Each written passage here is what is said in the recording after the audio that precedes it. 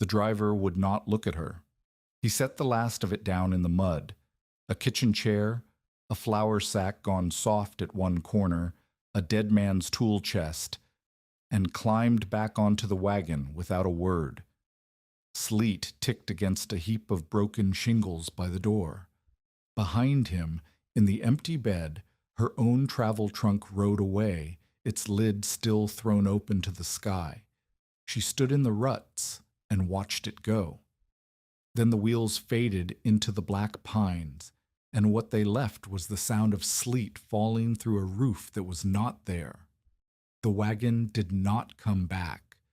Ellen stood in the churned mud where it had turned, and she listened to the wheels fade into the black pines until there was nothing left but sleet ticking against the overturned shingles at her feet. 3 weeks earlier, she had been a wife. Then a skid chain snapped on a frozen landing 18 miles south, and a load of white pine rolled backward, and Nathan Pritchard was dead before the men could dig him out. She had not been allowed to see him. His brother Wallace had seen to the burial, the accounts, and the settlement was this: 80 acres of cut-over timber, one abandoned cabin with a hole in its roof, and a paper she had signed because fighting it would have cost money she did not have. It was the 4th of November, 1887. She made herself count, because counting was the only thing that kept her hands from shaking. A hard thaw came to this country in late March if the country was merciful, and it was not often merciful. That was 138 days. In her flour sack and her 2 crates, she had food for perhaps 100, and only if she ate like a woman who meant to disappear. She had $6.70 knotted into a handkerchief. She had a cord and a quarter of firewood stacked against the north wall, and half of it was wet through. She had a roof with a hole in it wide enough to stand under and see the sky. She could not walk away. There was nowhere to walk to. Her father was dead, her mother was dead, and the only thing she owned in the world was the ground under her boots.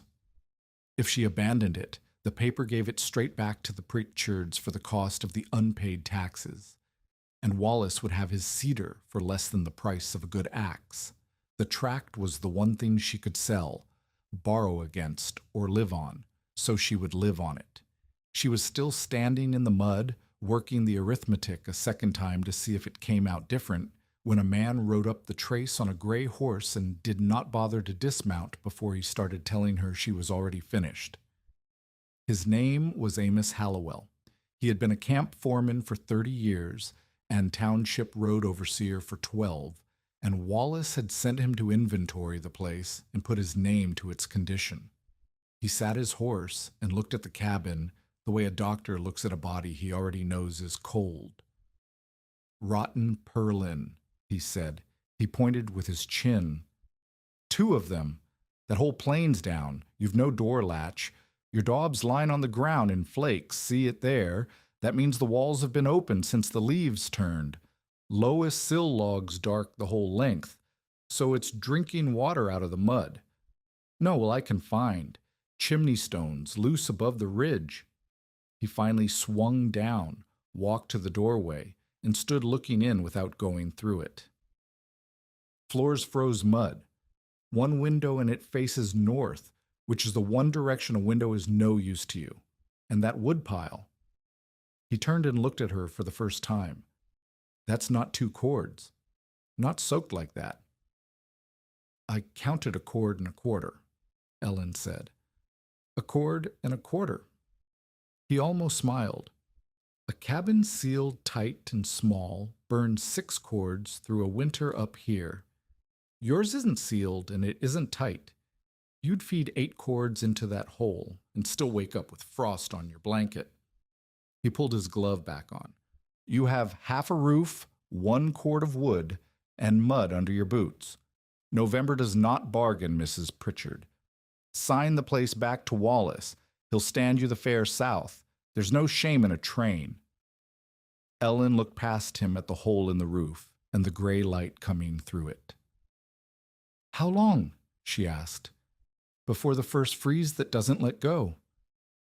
Amos gathered his reins. Not long enough, he said, and rode back the way the wagon had gone. That night, the cabin taught her what the man had only described. She built a fire because she did not yet know better, and she watched most of its heat leave through the walls and the roof and the gap under the door. When the meltwater began, it came through the broken roof plane and struck the frozen floor and froze again into a slick gray sheet, and she set out a tin cup under the first leak, and then a second and a bowl, and her only good plate, and the lid of the flour crock and one boot, and then she ran out of things to set out, and there was still a seventh place where the water fell and spread and shone. The wind did not come through the wall so much as it walked through it. She could see it. It lifted the ash off the cold edge of the hearth and carried it across the room in a thin gray ribbon and let it down again by the door. She fed the fire, and the fire fed the walls, which gave everything they took straight through to the night. She could put her hand a foot from the flame and feel warmth, and put it against the logs and feel the cold coming the other way, patient and steady, like water finding its level. The heat she made climbed to the hole in the roof and left. She began to understand that she was not heating a cabin. She was heating the whole of Forest County, one stick at a time, through a cabin that happened to be in the way. By the time the fire died, she had burned nearly a tenth of her dry wood in a single night, and the cabin was no warmer at her back than the dark outside it. She sat and watched the last coals and did the sum she did not want to do. 10 nights like this one, and the dry wood was gone. Then she would be burning the wet, which did not so much burn as hiss and smoke and sulk, and give back a third of the fire the dry gave. The foreman's voice came back to her out of the dark. November does not bargain, and for the length of a breath she believed him, and the believing was worse than the cold. Then, in the settling quiet, she heard the flour sack move. She got up stiff from the cold and found a mouse working at the corner of it, and it did not run until she was almost on it. She stood over the chewed corner and the little spill of flour on the frozen floor, and she understood a thing the foreman had not thought to tell her, because to the foreman it went without saying. Her food would not simply wait for her to eat it. Every ounce she had was already being eaten by something else, by the cold that spoiled it, and the mice that took it, and the damp that rotted it. The winter did not need to starve her outright. It only needed to take a little, everywhere, faster than she could stop it. And that, the leak everywhere at once, the loss she could not see all of, was the true shape of the thing she was fighting.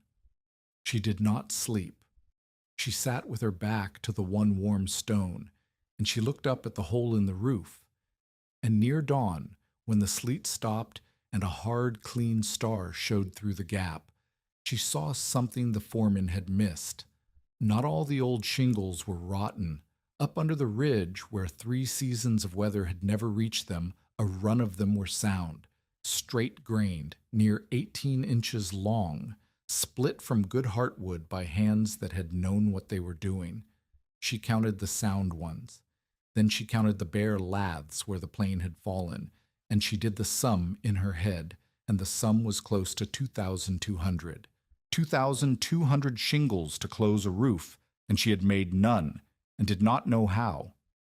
She went to Nathan's tool chest for something to keep her hands busy, and under the augers and the broad-axe head, her fingers found a small book bound in oilcloth. It was her father's. She had not known Nathan kept it. Her father had been a sash and door man in Oshkosh, and the book was full of his pencil, roof pitches, window measures, little sketches of the way grain ran through a board. On one page, in the cramped hand she had watched cross 100 workshop ledgers, he had written a single line that stopped her breath. A house fails first where air and water find the same opening. She read it 3 times, and somewhere in the third reading, the arithmetic turned over in her mind and came out different at last. She had spent the whole night trying to make more heat. The foreman had too, 6 cords, 8 cords, more wood, more fire. But her father had not written about heat. He had written about loss. The question was not how much warmth she could make. It was how much she could keep from leaving. Stop the loss first. Then the heat you make is the heat you get to keep. It was a small thought. It did not close the roof. Outside, the temperature was still falling, and the wet half of her wood pile was freezing into a single useless block, and she had 137 days left, and no idea how to make even the first shingle, but she had a place to start. She began, the way her father would have, by measuring. By the second day, she had a plan, and the plan frightened her more than the empty roof had, because it required her to do 3 hard things at once instead of 1. The first was the shell. She would replace the 2 rotten purlins and the broken rafters, split new shingles from the cedar that stood in the hollow at the west edge of the tract, and lay them back in the old way, in 3 overlapping courses so that no single joint ever had a clear path to the wood beneath. She would pack every gap in the walls and daub it shut. She would hang a blanket in the doorway until she could hang a door. The second was the floor. She would not go on living on frozen mud that pulled the warmth out of her body while she slept and let her food freeze and thaw and freeze again. She would lift a sleeping and working platform above the ground on sleepers, floor it with the sound planks off the fallen roof, and beneath the back half of it she would dig a cellar, a small one, cold but never freezing, where roots and meat could keep. The dirt she dug out she would bank against the outside of the sill logs to break the wind at the base of the walls. The third thing was the one that made people laugh, and she knew it would make people laugh before anyone had laughed. She would take the 2 sound sash windows off the useless north wall, cut a new opening in the south wall where the winter sun came lowest and longest, and build a shallow forcing box there a shelf of soil behind glass, with a second sash set inside the first to hold a skin of still air. Dark stones laid under the trays to hold the day's warmth, and thick shuttered lids she could close at dusk. It would not feed her through January. She did not pretend it would, but it would keep a few hardy plants alive, give her a little green when there was none, and when the February sun began to lengthen, it would push that green faster than the frozen ground ever could. No one of these would save her. That was the part she could not make anyone understand, then or later. Each one only stopped a different leak. The roof stopped the water. The daub stopped the air. The floor put her body and her food up off the cold ground. The cellar held the food steady. The forcing box turned sunlight she was otherwise throwing away into something she could eat. Survival was not one wall against the winter. It was the closing, one by one, of every door the winter came in through. And it cost her the thing she could least afford to spend, which was time. The roof alone, if she could learn to average 80 or 90 shingles in a day, would take 25 working days. 25 days on the roof were 25 days she was not cutting wood, and she was already short of wood. So the whole plan was a wager against itself, that a sealed cabin would burn so much less that the saved fuel would pay back the days she had not spent cutting it. If she was wrong, she would finish a beautiful cabin in February and freeze in it in March. She was measuring the south wall for the new opening when Lydia Vane came up the trail. Lydia cooked at a boarding house 7 trail miles off, and she had walked those miles with a small sack of turnips because she had heard a widow had been left out at the Folly, and she expected to find a woman ready to be talked into leaving. She found Ellen instead with a stick of charcoal, dividing the south wall into measured sections. Lydia set the turnips down. "You'll want these more than whatever you're drawing," she said. "What is it you think you're drawing?" "A window." "A window." Lydia looked at the wall, then at the sky, then at the woodpile, which had not grown. "A window will not feed you in January. A cellar will not warm your hands. You have a cord of wood and half of it ice. Cut wood, Mrs. Pritchard. Cut wood until your arms fall off, and then cut more. That's the whole of it up here. There's no other trick." My food is freezing on the floor, Ellen said.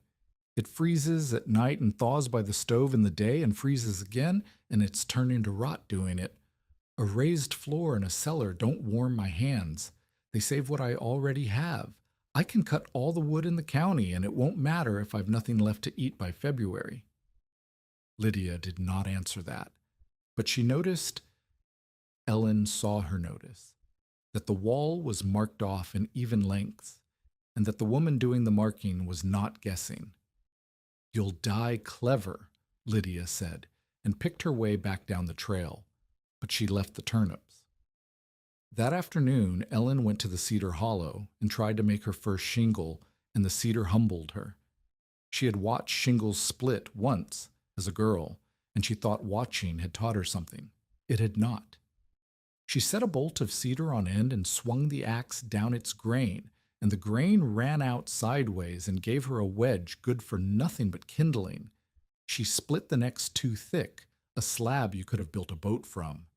The third she aimed clean and true, and it broke across a hidden knot and took a strip of skin off her palm going by. The blood came up bright, and she wrapped it in a rag and kept on, because stopping cost daylight, and by the time the sun went behind the pines, she had 11 shingles that might, if she was generous with herself, be called shingles, and a woodpile of ruined cedar taller than the 11. 11. She needed 2,200. She was gathering her ruined wedges to at least burn them when she saw the tracks. They came out of the deeper timber and circled the cedar stand, close in, and stopped where a person would stop to watch someone work, and then went back the way they came. They were not old. Someone had stood in the trees while she bled on the cedar, and had watched and had not spoken, and had gone. She slept that night with the axe inside the blanket door. In the morning, when she came out to try again, there was a single cedar shingle standing upright in the cleft of her chopping block. It was 18 inches, straight as a ruled line, tapered thin at one end and left thick at the other, and it had been split by someone whose hands had done it 10,000 times. She turned it over. There was no note, because whoever left it had judged that the shingle said everything a note could. She did not know if it was a gift, a lesson, or a message. She did not know what it would cost her.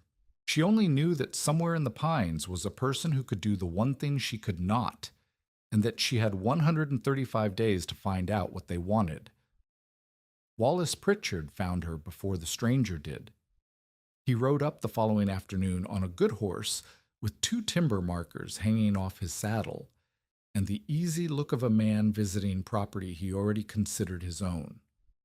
He was Nathan's older brother, 42, and he managed what the family called the partnership, which meant he managed everything Nathan had died still owning a share of. He did not get down at first.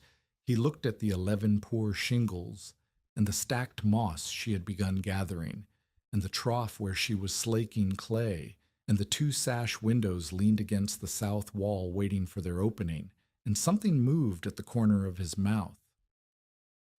"You've been busy," Wallace said.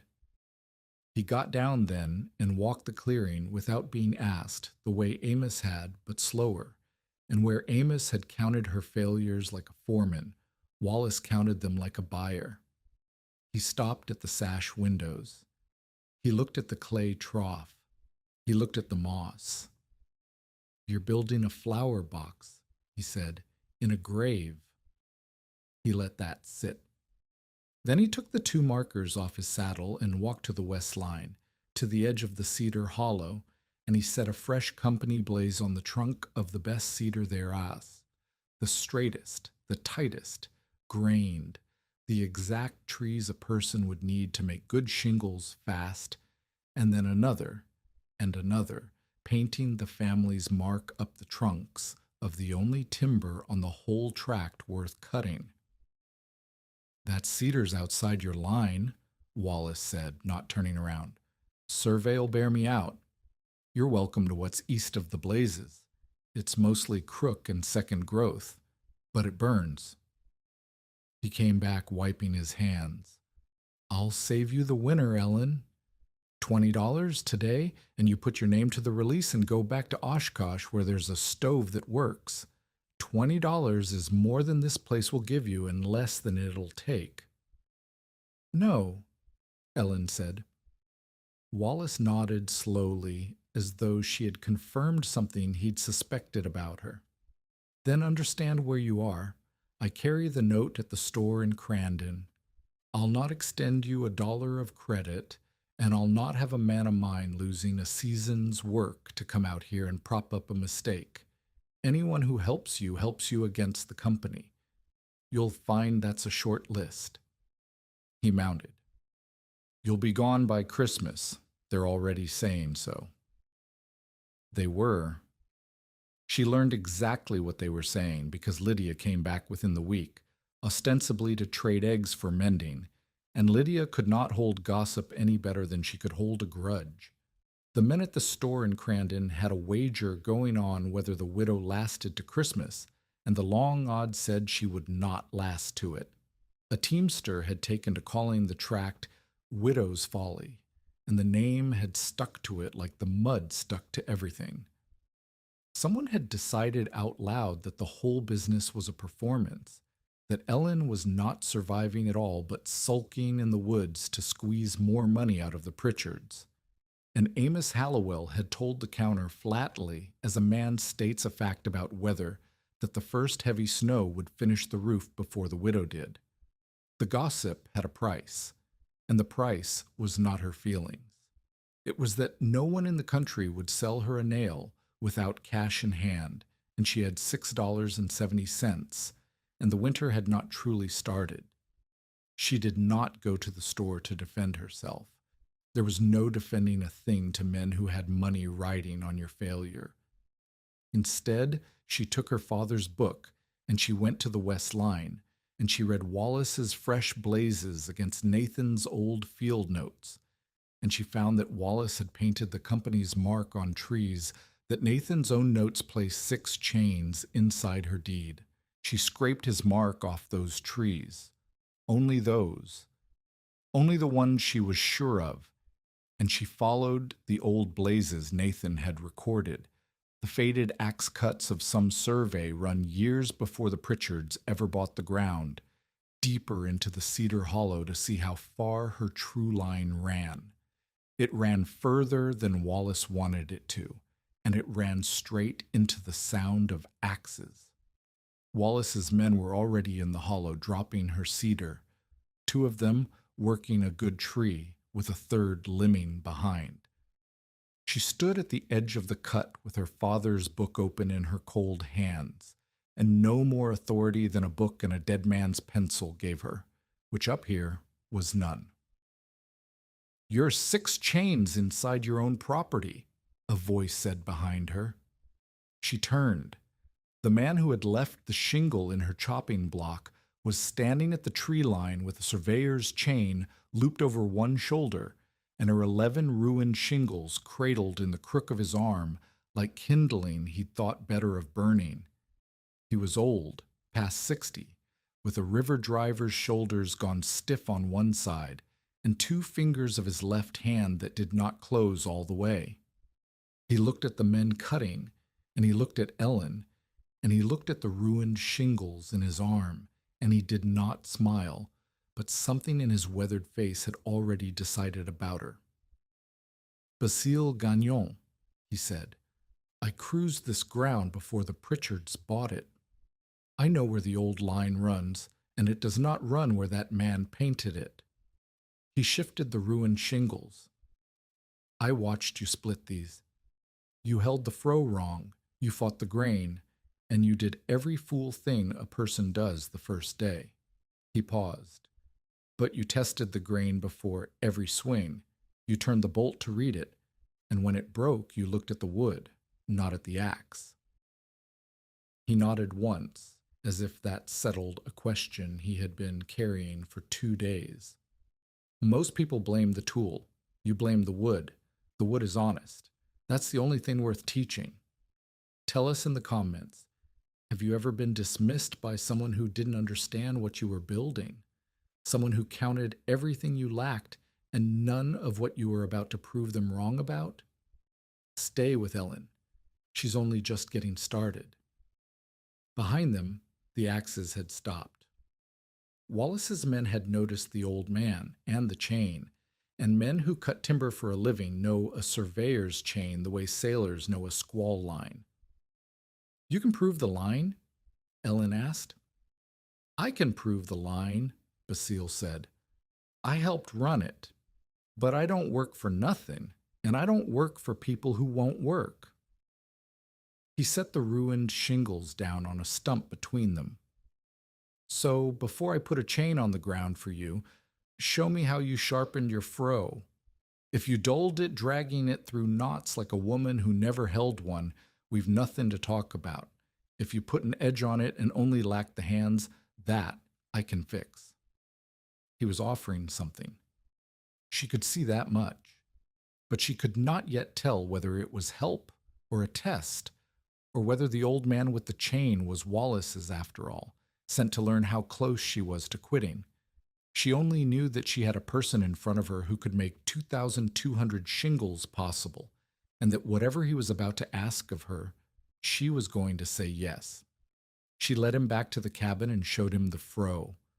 What Basile Gagnon wanted, it turned out, was not money, because she had none, and not the tract, because he already had a home. What he wanted was an even trade between two people who each had exactly one thing the other lacked. He would teach her to read cedar, split it, and lay a roof that shed water in 3 overlapping courses. In return, she would repair the broken wooden sash in his hunting shelter, which had gone to rot and let the weather in, and she would keep a written record of every method they tried and how it held. Because his left hand could no longer demonstrate a thing forever, and a book could. I can show you a thing 3 times, he said, turning the ruined froe over in his good hand and finding, grudgingly, that she had in fact put a fair edge on it. After 3 times my hand is done for the day. Your father's book is worth more than my hand now, so we fill one like it. He handed the froe back. Tomorrow, at first light, in the hollow, bring them all, and eat something first, because I'll not carry a woman who faints on the second bolt. She ate a turnip. At first light she was in the hollow.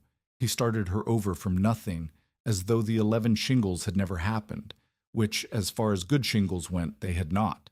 He showed her how to choose the bolt, Waysier's straight, tight-grained heartwood, no twist, the sap-yellow outer wood set aside for something that didn't need to keep water out. He showed her to split it radially out from the heart so the grain ran the length of the shingle and gave the water no ledge to sit on.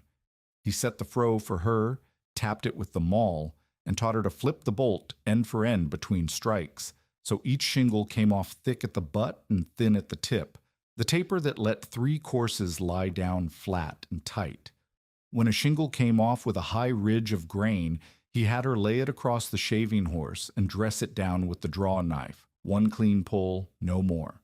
And he made her throw away every shingle wider than a hand spread, because a wide shingle cups as it dries and lifts its own edge and asks the water in. The first morning with Basile she made 42 that he would keep. She had made 11 in a whole day alone. She sat down on the shaving horse when he told her they were done, and she found she could not close her right hand all the way, and Basile looked at it without sympathy. That's the hand learning, he said. It'll do that for a week. Wrap the 2 worst fingers tonight and don't stop. A hand that rests before it's learned forgets what little it got. By the second day, she made 58 and learned the difference between a bolt that wanted to split and one that had to be forced, and that forcing was how you broke both the shingle and the froe. Basile taught her to listen to the wood. A good split had a sound to it, a clean, tearing whisper down the grain, and when she heard that sound, she came to trust her hands before her eyes. A bad split announced itself, too, a dull check, a catch, and she learned to stop the moment she heard it rather than drive the froe on into ruin. You're not cutting the wood, he told her, watching her fight a stubborn bolt. You're opening it. The tree already decided how it splits years ago, growing. You're only agreeing with it. He took the froe in his good hand, set it without seeming to aim, tapped once, and the shingle fell away clean. Agree with it faster. By the third day, she made 76. Her palms had torn open where they had blistered and torn again under the old tears, and she wrapped them in strips of linen every morning before the maul, and unwrapped them at night stuck to the cloth. She cut a hole in a strip of blanket and wore it over her shoulder where the maul handle had rubbed the skin raw. She ate less than the work asked for because there was less to eat than the work asked for, and she felt it in the afternoons, a thinness behind her eyes, a slowness coming into the last hour, that she fought by counting 10 more, 10 more, stacked them, 10 more. By the sixth day she made 104, and Basile counted them twice, and set aside only 3, and said nothing, which from Basile she was learning to hear as high praise. 104 good shingles in a day. She let herself do the arithmetic. At that pace, the roof was 3 weeks of splitting, and she checked the notchstick where she cut a mark each dusk. She had 126 days. The stack under the ridge grew.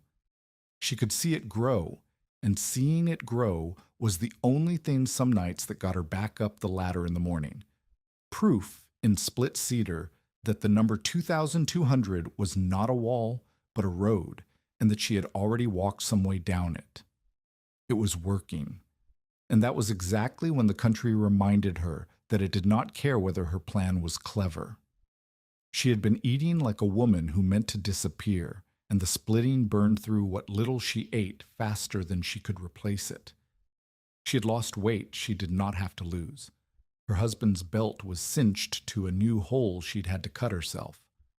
Her shoulder had begun to tremble on the last strikes of the day, a fine shudder that ran from the maul down into her back, and she did not tell Basile, because there was nothing he could do about it, and telling would only cost them daylight. Then, on the 12th morning of splitting, she carried a load of shingles up the ladder to stack them under the ridge where the sound old one still lay, and she set her knee on a lath she had not yet replaced. One of the old ones gray and sound, looking, and the lath, rotten at the heart where the eye could not see it, gave way under her without a sound. She went through the roof to her waist. The good shingles fell out of her arms and scattered down the pitch and off the eave into the snow.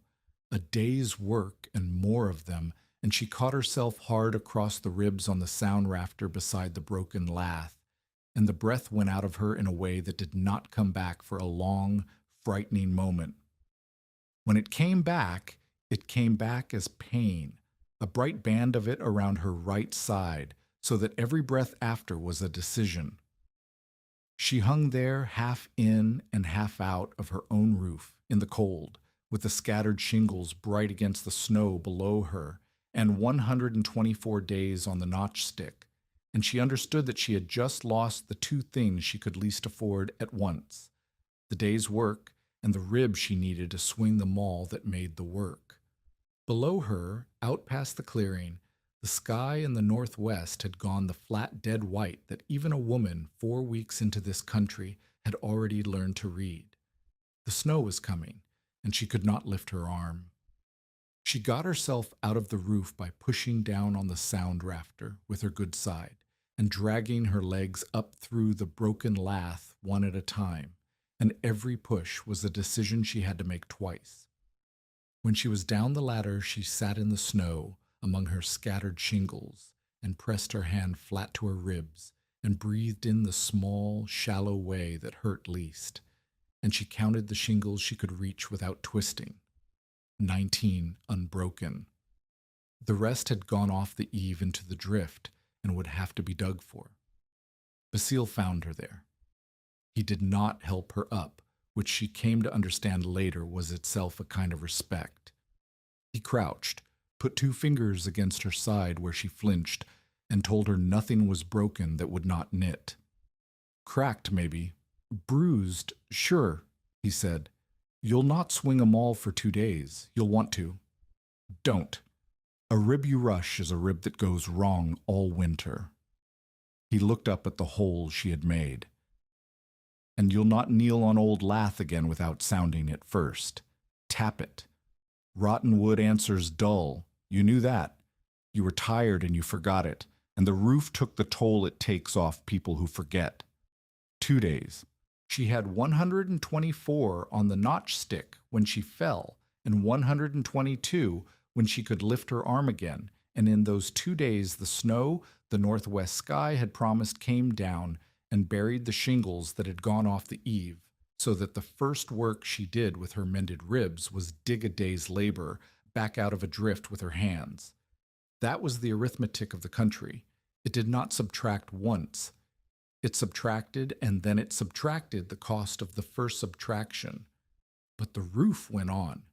Basile taught her to frame before she covered.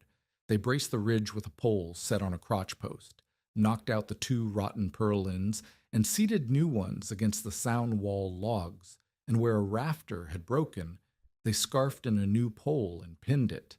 Then the laths, spaced by the width of Basile's forearm so the 18-inch shingles would triple over them. At the eave, she laid a doubled starter course, 2 shingles thick along the whole bottom edge, because the eave was where the water gathered, and where a single thickness would fail first. Then course over course up the pitch, only 6 inches of each shingle left to the weather. Every vertical joint offset a good hand's width from the joint in the course below, so that water running down had no straight seam to follow to the wood. She kept a little wooden gauge notched to 6 inches and set it against every row, because Basile said a roof laid by eye wandered, and a roof that wandered leaked, and a leak was only a slow way of starting over.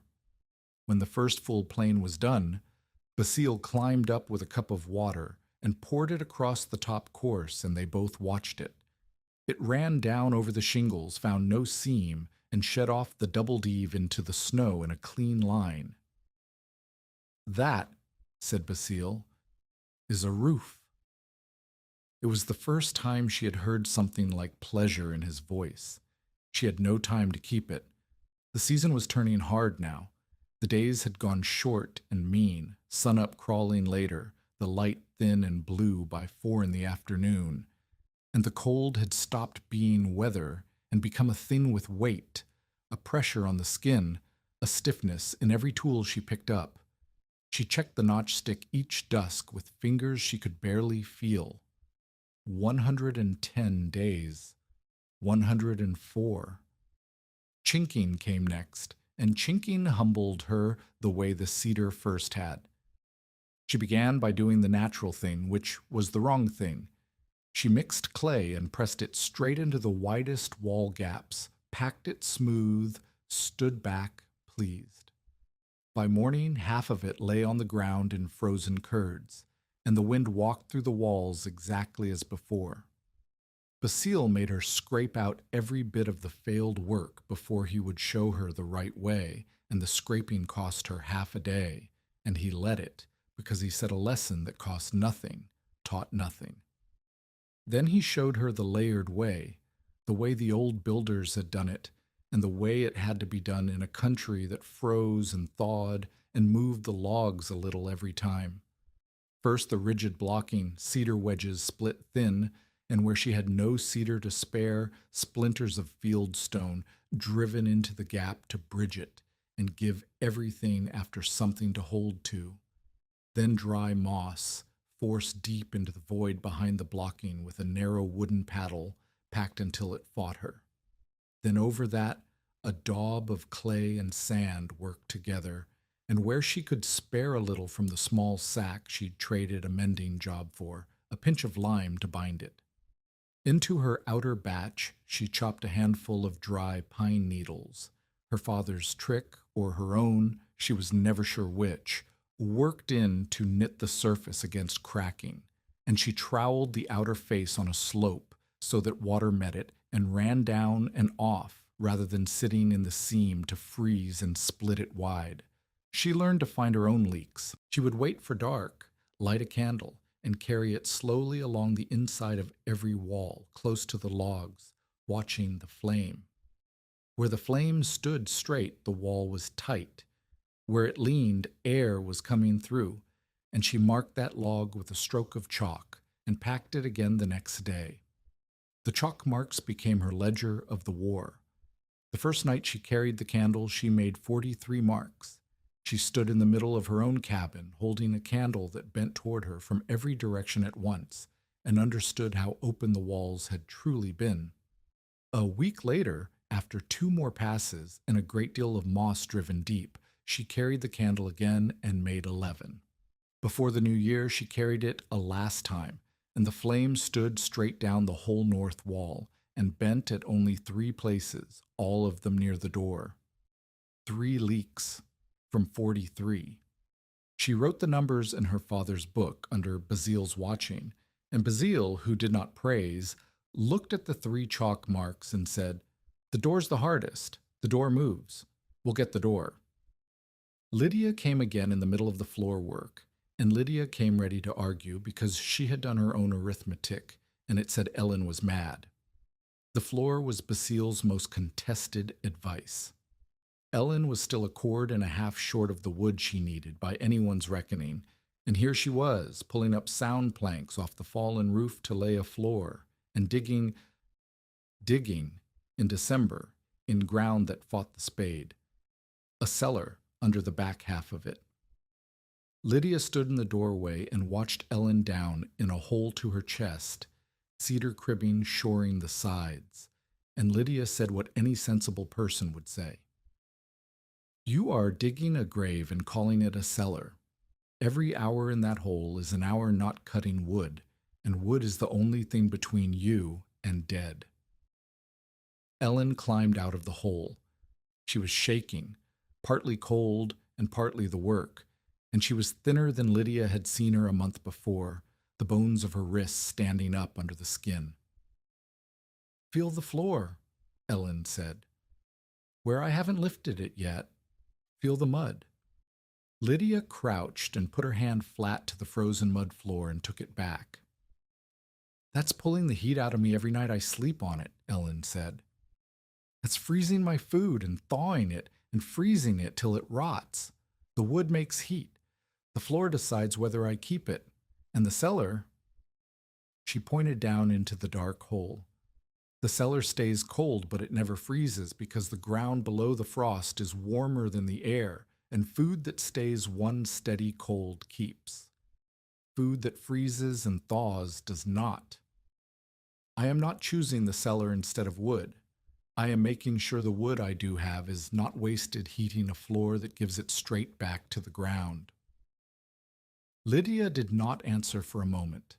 Then she stood and wiped her hand on her skirt and looked at the neat cribbing, the field stone laid where seepage showed, the 2 vents Ellen had framed, one low to let the cold air in, one high to let the damp air out, and she said, "You've thought about it more than the men wagering on you have." She left, and 3 days later she came back with a load. A neighbor's boy drove a stone boat behind an ox, and on it were rejected mill slabs, the outer cuts a sawmill throws away, and an old 6-pane sash with 2 panes cracked but 4 sound. Lydia said flatly, before Ellen could speak, that it was not charity. It was payment. Ellen had mended 3 of her shirts and put an edge on every knife in the boarding house kitchen the last time she came for eggs, and this squared it, and there would be no argument about it. There was no argument about it. But Ellen understood what it was. It was the first time Lydia had bet on her instead of against her, and both of them knew it, and neither of them said it, and that was how it had to be done in that country between 2 proud women who could not afford to owe each other anything out loud. The floor went down on sleepers set 2 feet apart, rough boards laid with a narrow gap between them so they could swell and shrink without buckling, and a trap door cut beneath where the table would stand so she could go down into the cellar in the dark without opening the cabin to the cold. She banked the dug earth against the outside of the sill logs, a low wall of it all around the base, to break the wind where it came in lowest.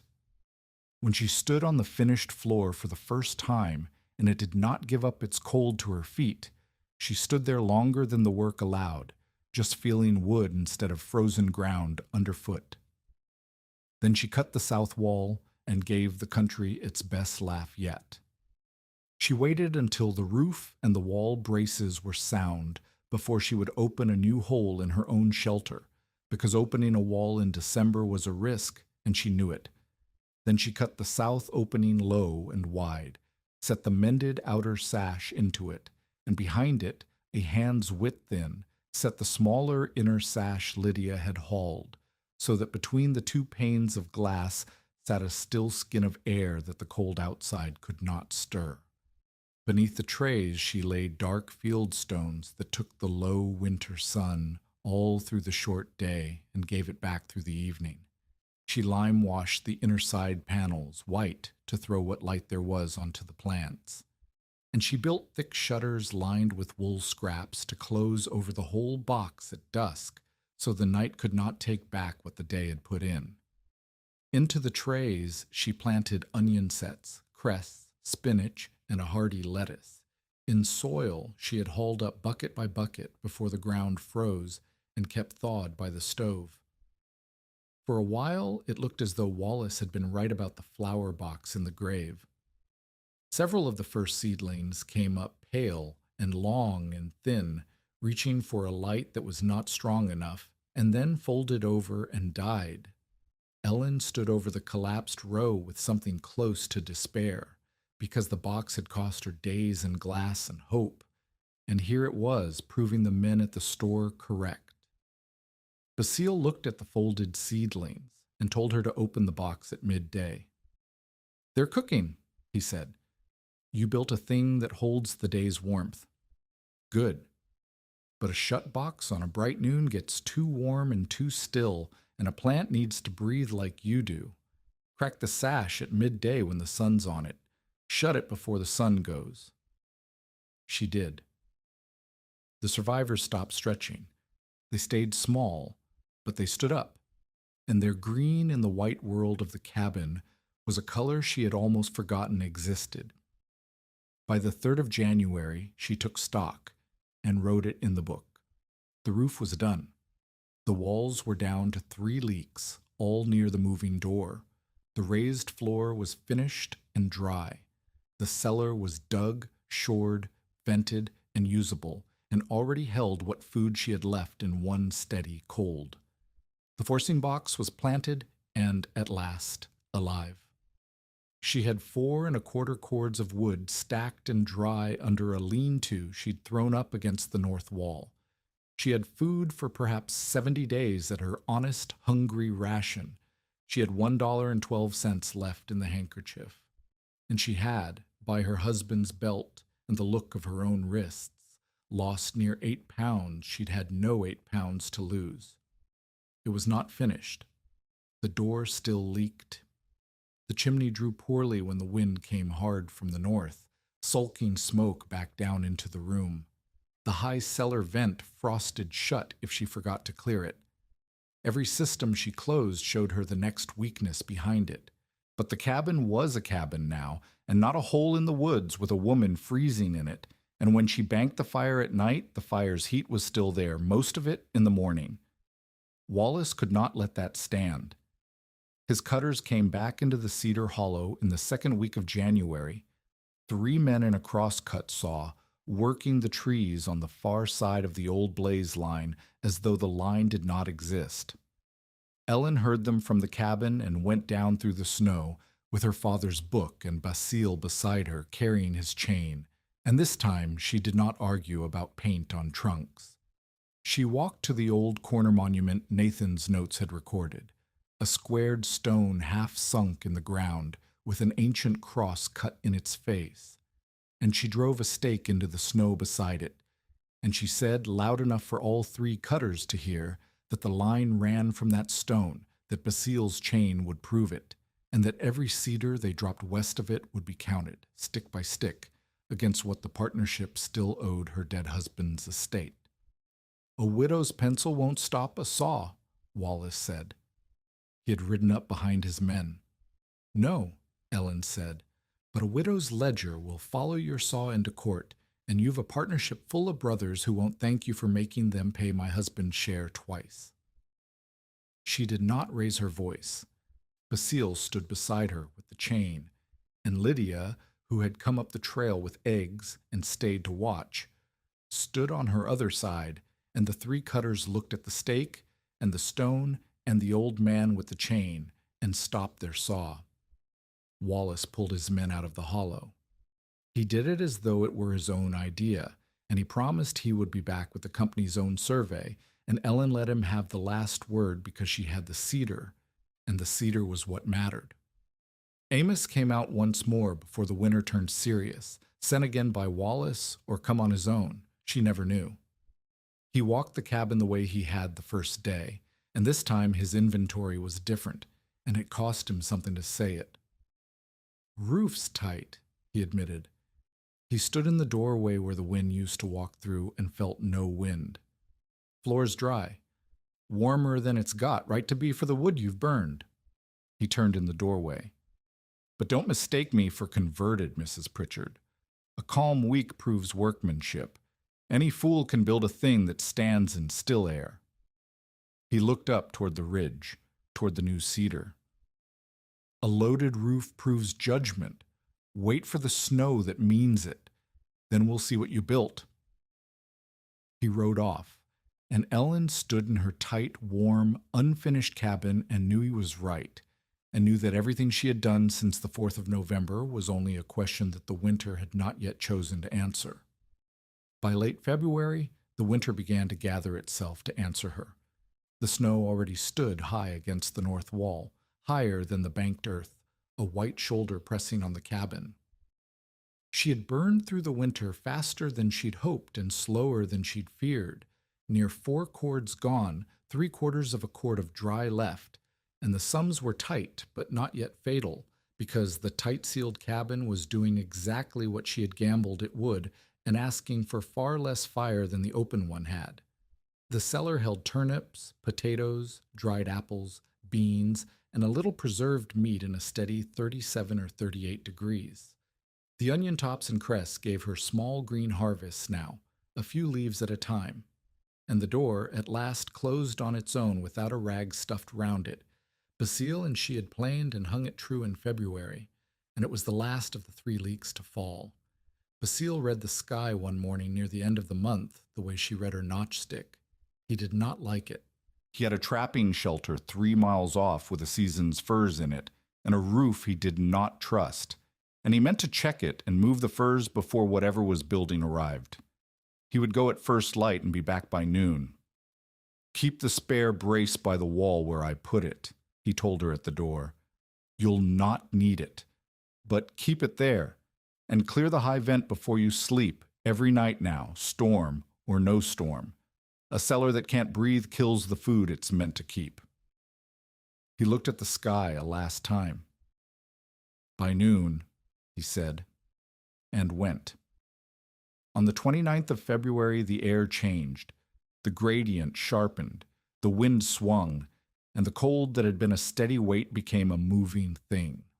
The next morning, the snow began, and it did not begin the way the winter's other snows had begun. It began sideways, fine and hard and endless, driven flat across the clearing so she could not see the tree line, and within an hour the world outside the 2 panes of her forcing box had gone white and roaring, and Basile had not come back by noon, and by dusk he had not come back at all. She was standing at the door watching for him through a crack when something struck it. 3 heavy blows close together, and then silence, and the wind screaming over the top of the silence. She did not know if it was Basile, fallen against his own door at last, or whether the storm had driven some other soul to the only light in 18 miles of woods. She opened the door. It was not Basile. It was Amos Hallowell, snow packed white into every seam of his coat, and behind him 2 younger men she did not know, and one of them was being half carried by the other, his right leg frozen stiff to the thigh, his trouser leg a rigid sheath of ice. "Found your smoke." Amos said, forcing the words through a jaw the cold had half locked. This one went through the creek. Gagnon sent us, pointed us at your light, and went on toward his shelter, said you'd have a fire. He pushed inside, out of the wind, dragging the frozen man with him, and the second hunter stumbled in after, and Ellen shut the door on the storm and turned to face a cabin she had built, stocked, and heated for one, now holding 4. Basile was still out in it. That thought she put away, because the frozen man could not wait for it. His name was Perry Sloat, and he had gone through creek ice to the thigh 2 hours back, and the leg below the ice line was white and wooden and did not answer him. Ellen did the thing her father's book and Basile's hard sense had both taught her, which was to go slow. She would not let the second hunter, who wanted to, rub the leg with snow. She had heard Basile curse that folly by the fire, snow on frozen flesh, tearing what was already dying.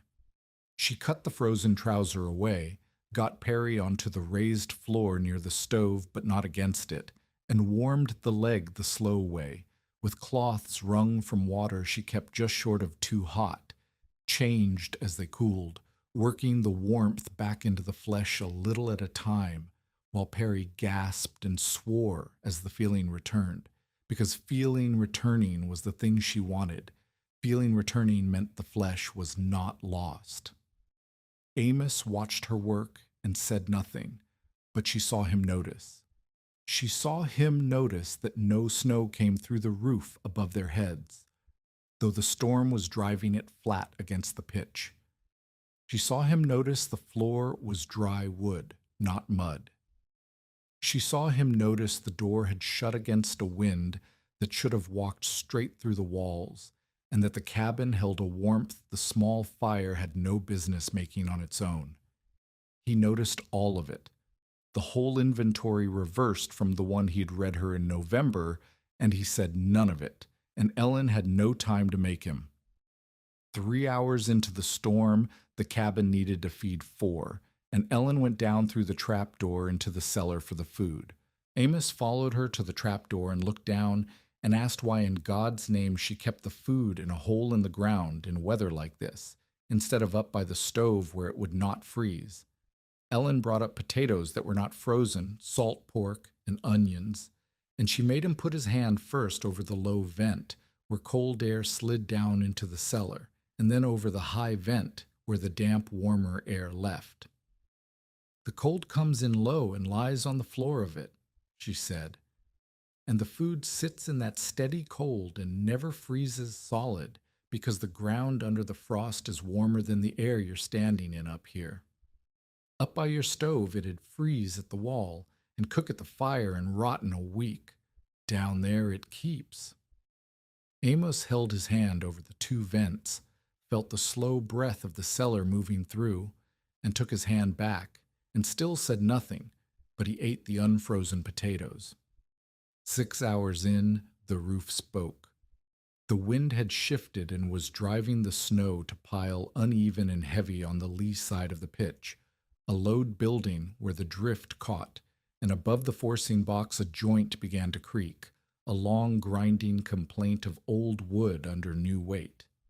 Amos was on his feet at once. "Roof's going," he said. "That's a roof about to go. Get away from that wall." "It's not the rafters," Ellen said. She was already listening the way Basile had taught her to listen to wood. "That's the old purlin joint. Basile marked it. It's old.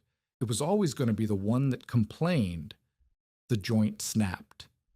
"If you're living every hour of this with Ellen, if you need to know whether the roof she built holds when it finally matters, subscribe and stay with us, because that crack above her head was not the end of the storm. It was the beginning of the worst of it."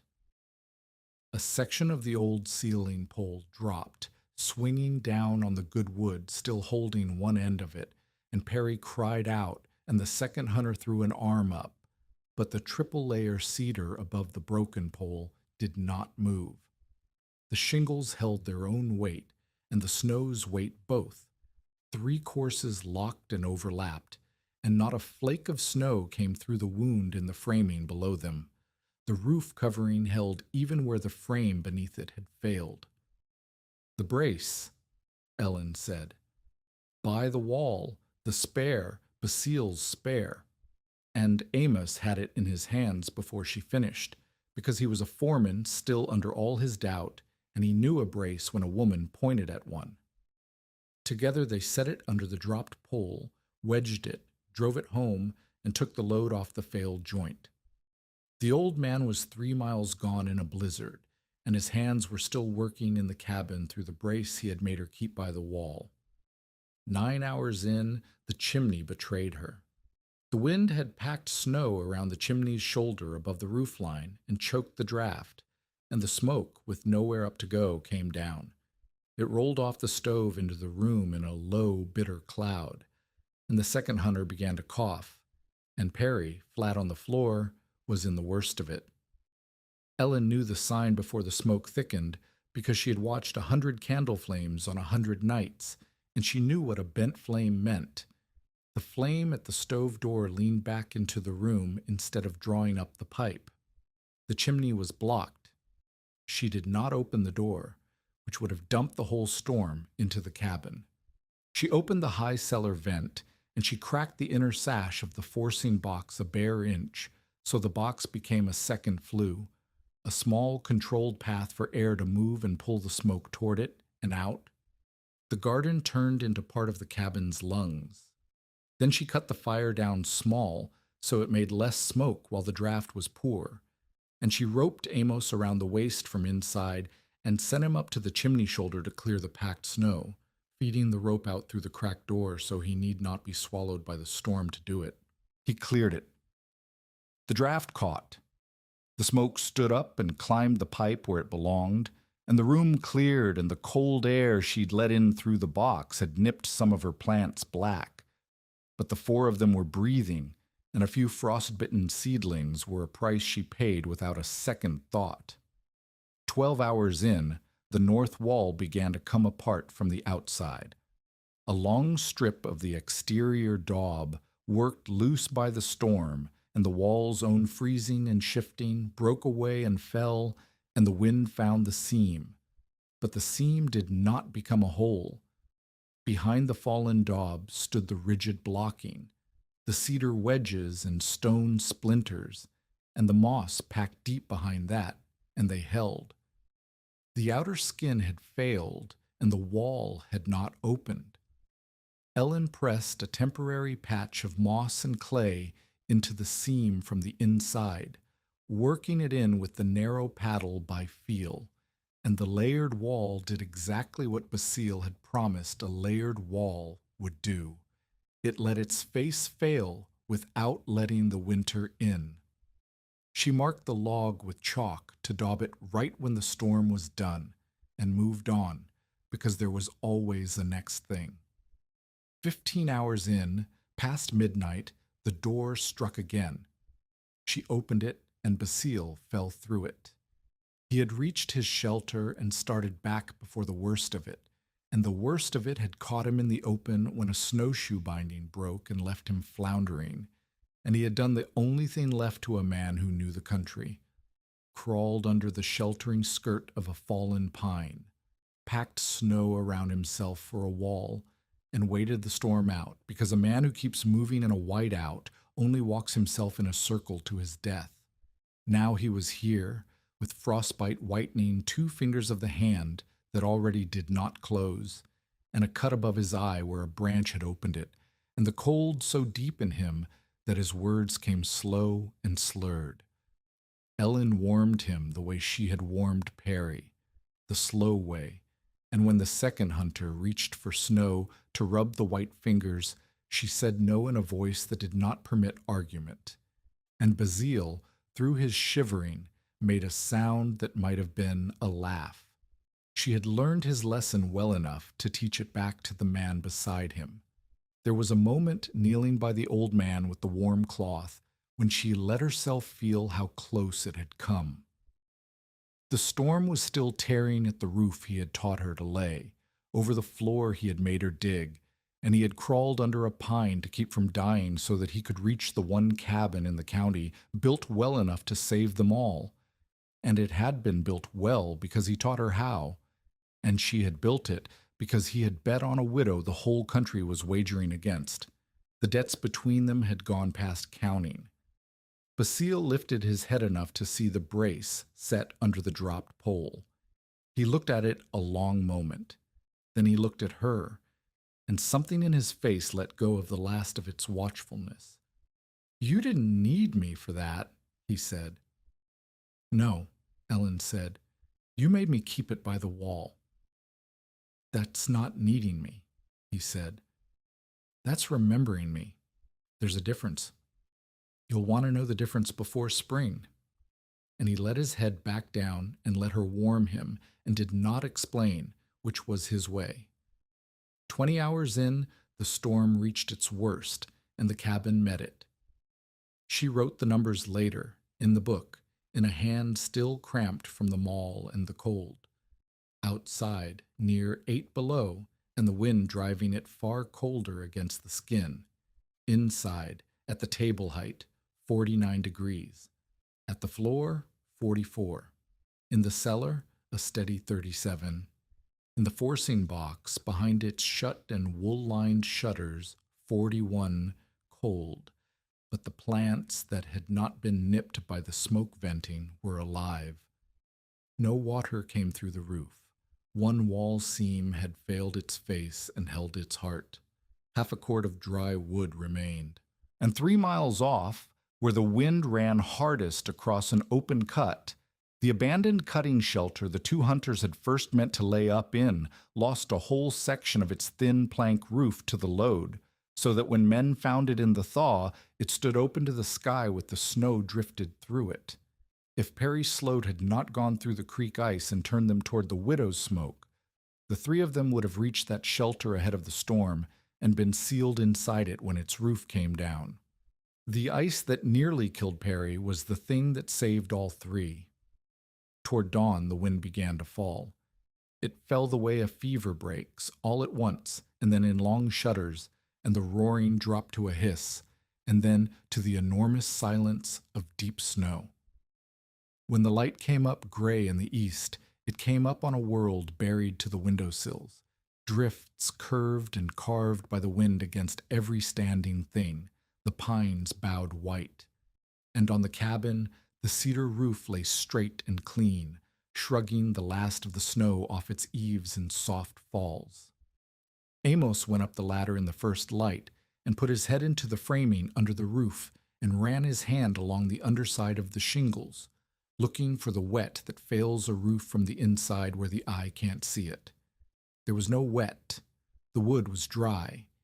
He came down the ladder slowly, and he stood in the middle of the floor she had built, in the warmth the small fire held, among the 3 men her cabin had carried through the night, and he opened his mouth.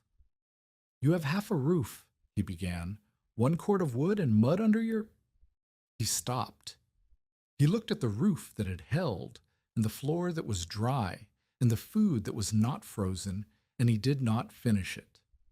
He shut his mouth on his own November verdict, and could not make himself say the end of it.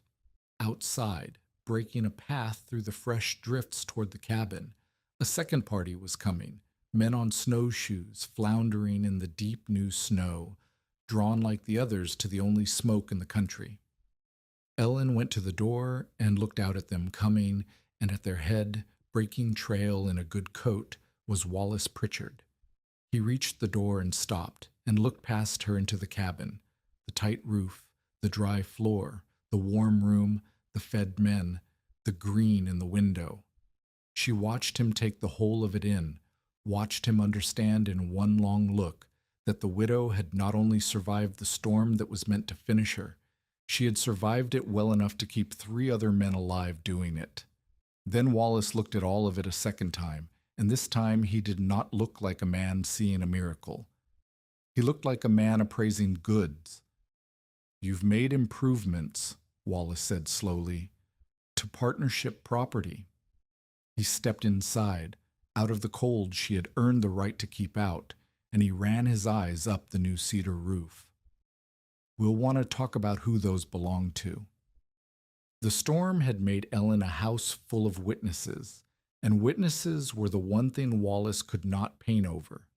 He stood in the middle of the warm cabin with his claim hanging in the air, improvements to partnership property, and from the floor by the stove where he lay wrapped and thawing with his frostbitten hand in a bowl of cool water, Basile Gagnon spoke without lifting his head.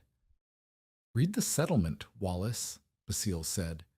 "Read the words your own lawyer wrote, not the ones you remember, the ones on the paper." Wallace did not have the paper. Ellen did.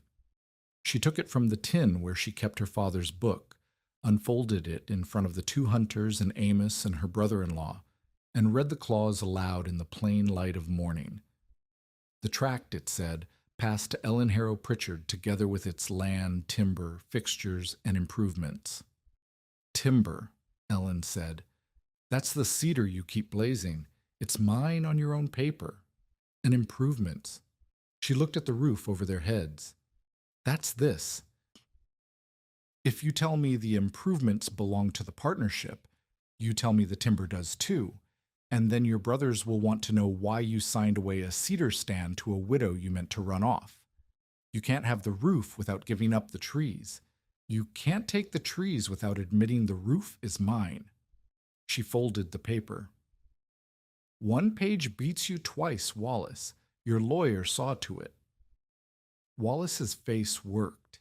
He had come in appraising goods and found the goods already deeded by his own hand to the woman he'd meant to strip them from.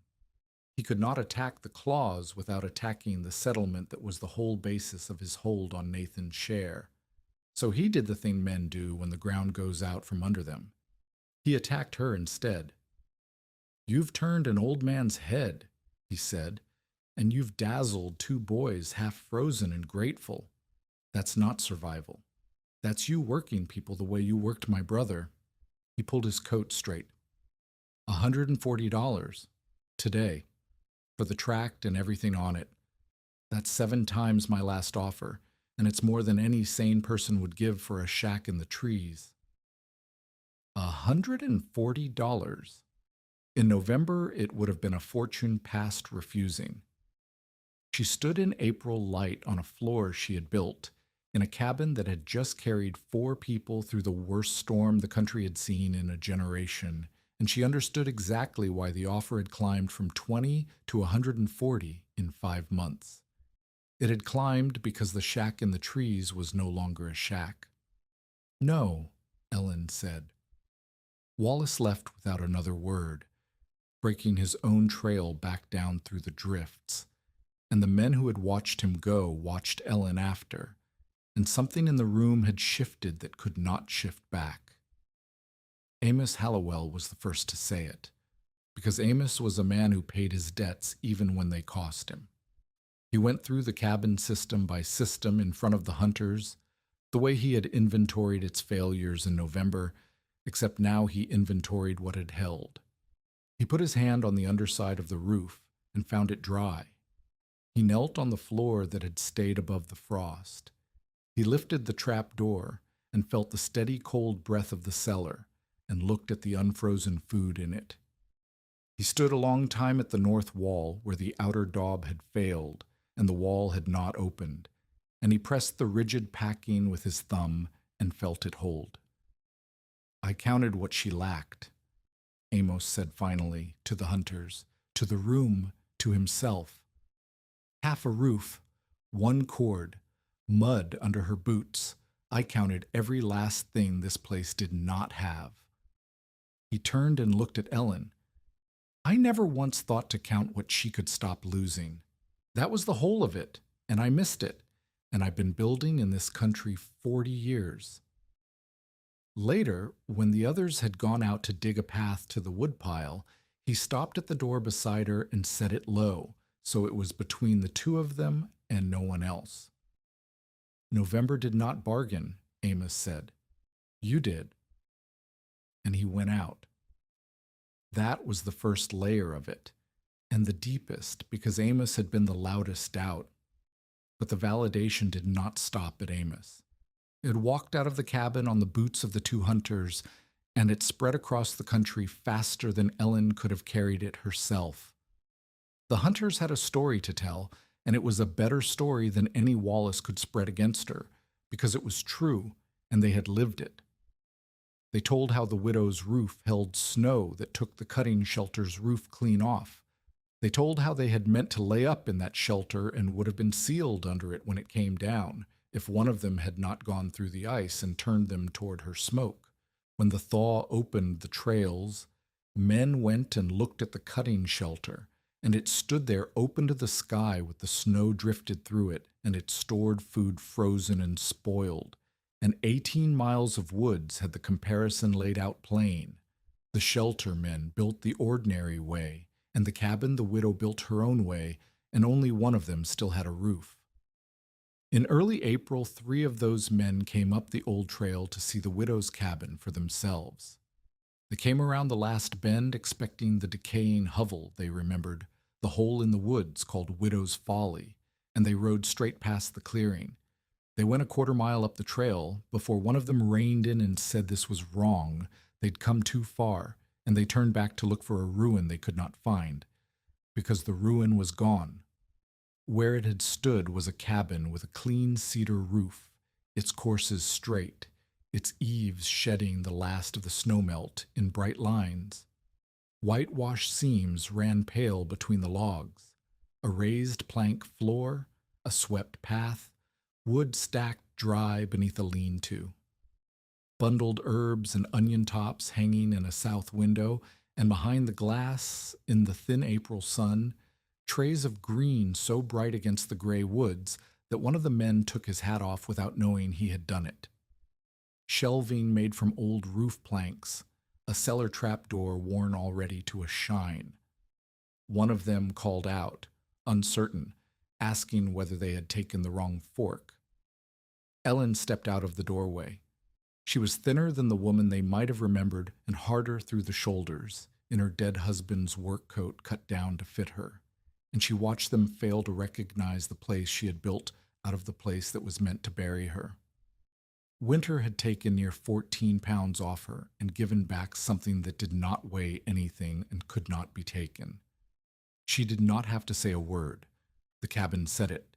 The men who had come to see a folly stood in front of the answer to the whole country's wager and could not for a moment find the fork in the road. After that, they came for a different reason. They came to ask how. A settler named Curtis Vane, no relation to Lydia, though the shared name caused confusion for a season, came because his own cabin's roof had gone soft, and he'd buried his family under canvas and prayer through the March storm and lost 2 children to fever that the cold had let in. He did not say much. He stood in Ellen's doorway with his hat in his hands and asked her to show him how the roof went so that it would not happen again, and Ellen showed him. A widow named Alma Petch came 11 miles because her potatoes froze in a lean-to every winter, and she'd heard the widow at the Folly had a hole in the ground that kept them. A young couple came who had never wintered north before and did not yet know what they did not know. Ellen showed them all, and she showed them freely, which puzzled some of them, because they had expected to buy the secret, and there was no secret to buy. She drew them a shingle gauge notched to 6 inches. She drew a cut through a wall to show the 3 layers, the rigid blocking, the moss, the daub. And she told them the thing that mattered most and that they least wanted to hear, which was that her mud and needle daub was the least of it, the outer skin only, and that the blocking and the moss behind it did the true work. And a wall daubed without them was a wall that would fail its face and open right through. She drew the cellar with its low vent and its high vent, and explained which way the air had to move. She drew the floor on its sleepers. She did not tell them it would be easy, because it was not. She told Curtis Vane it would take him a month of splitting he did not have, and a winter of banking earth he would hate, and she told him to do it anyway, because the alternative was another march under canvas. And she told each of them the numbers, because numbers were the only honest way to promise a hard thing. Her own cabin, sealed and floored and cellared, had burned 4.5 cords through the worst winter in a generation. The ordinary cabin down the road, open at the walls and set on the mud, would have burned 8 and still frosted at the blanket. Half the wood. That was the promise. Not warmth for free, warmth kept instead of thrown away at the cost of one hard autumn of work. Some of them heard the cost and went home and did nothing, but some of them heard the half and stayed to learn. Curtis Vane was one who stayed. He rebuilt his roof that summer the way Ellen drew it, 3 courses and a doubled eave and every joint offset. And when the first heavy snow of the next winter came down and loaded it, his roof shed the load and held, and Curtis walked the 11 miles to Ellen's cabin in the cold just to tell her that for the first time in 3 winters, his children had slept dry, and then he walked the 11 miles home.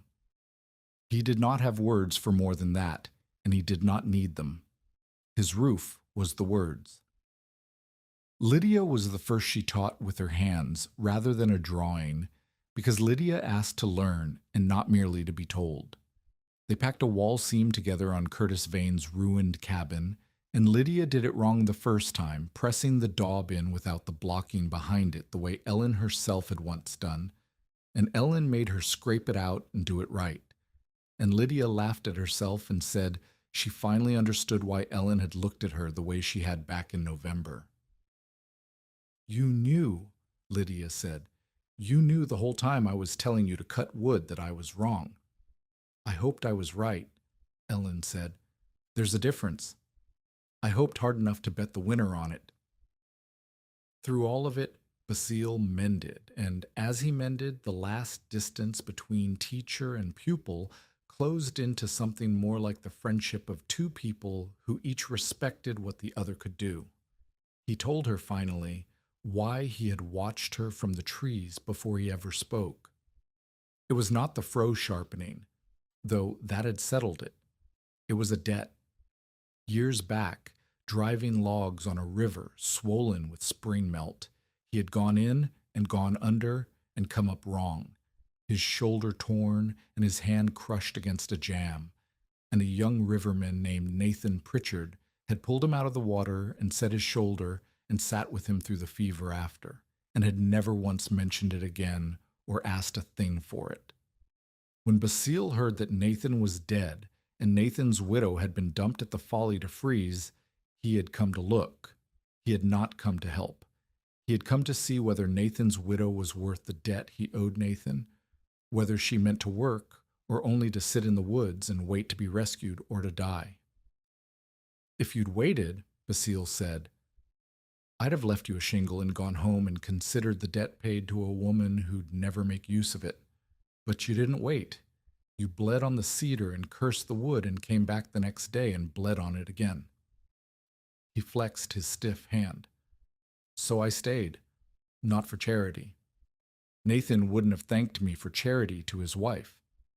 He'd have thanked me for teaching her, because teaching's the only help that doesn't shame the person who takes it.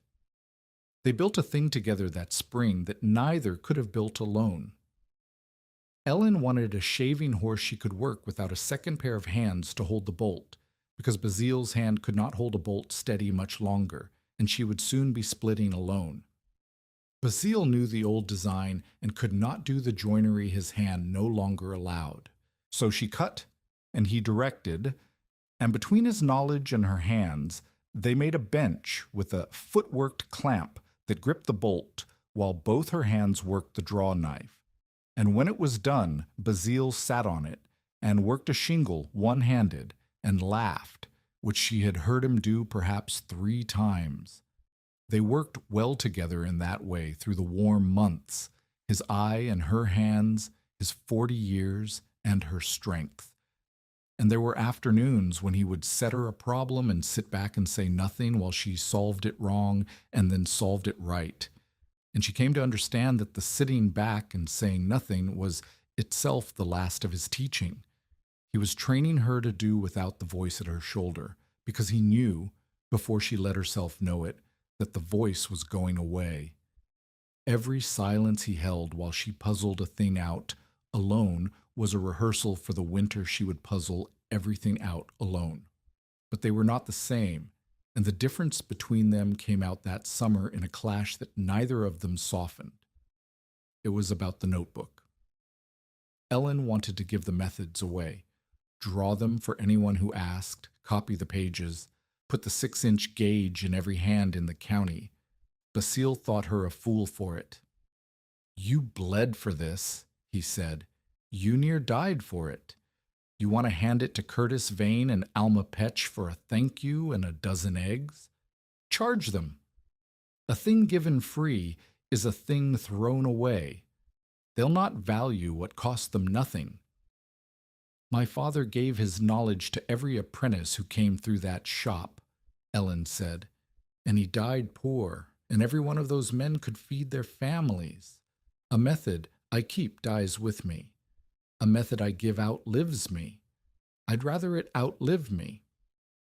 "That's a fine thing to say when your own cellar's not yet full," Basile said, and it was the sharpest thing he had ever said to her, and it was not wrong, and they did not speak the rest of that day.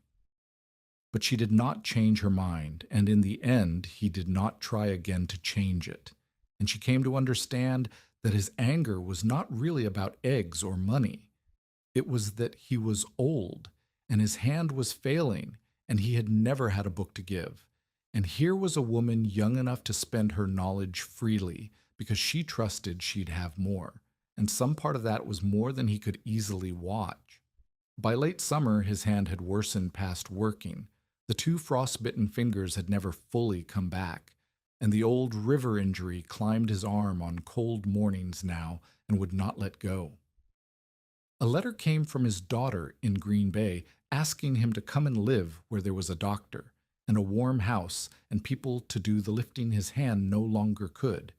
He read it by Ellen's stove and did not answer it for a week, and then he answered it and told Ellen he would go before the snow.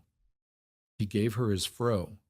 He kept his surveyor's chain because a man had to keep one thing that was still his to use. And on the last morning, in September of 1888, standing by the wagon that had come to carry him south, he gave her the last lesson, which was not a technical one. "They'll call it a miracle," Basile said. "What you did that winter. They'll tell it around stoves, and it'll grow in the telling till the widow at the Folly did the impossible by some gift God gave her. Don't let them." His stiff hand closed as far as it could on her arm. "A miracle can't be taught. If they call it a miracle, they'll admire you and learn nothing. Make them call it work. Work can be taught. You prove that on every one of them who came up your trail this spring.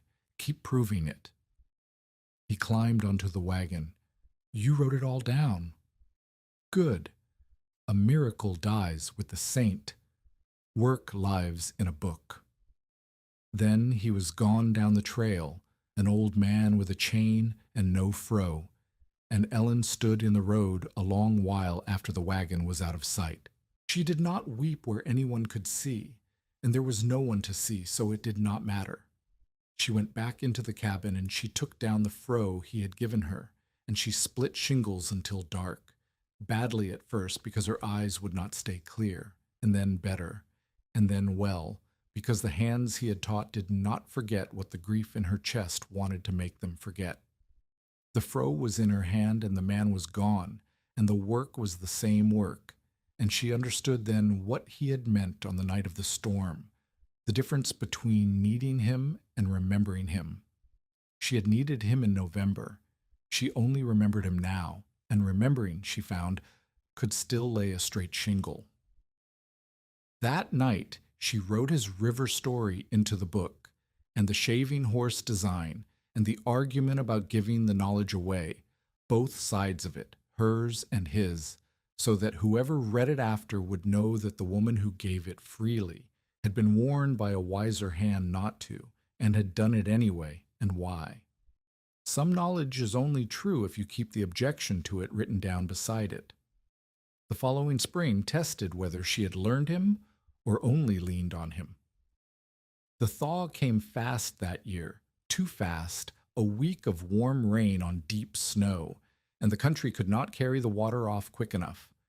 Creeks that had been ice ran brown and high.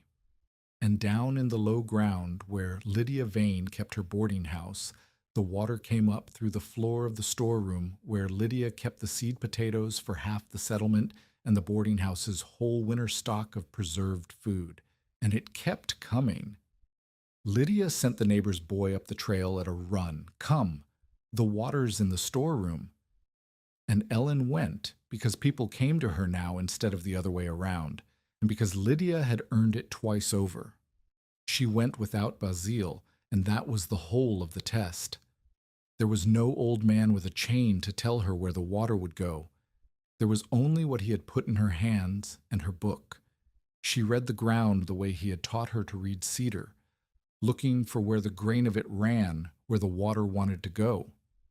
She set the settlers Lydia had gathered to the fast work first.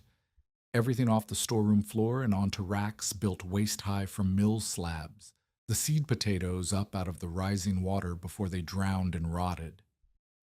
Then she found the low point of the land with a trough of water set on the ground, watching which way the surface tipped, the way Basile found the low point of a cellar floor.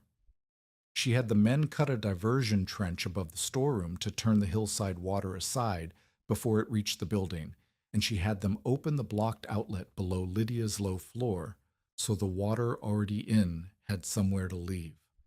Her first trench was too shallow. She saw it before it failed, the water topping it, finding its old road again, and she did not curse it or freeze on it.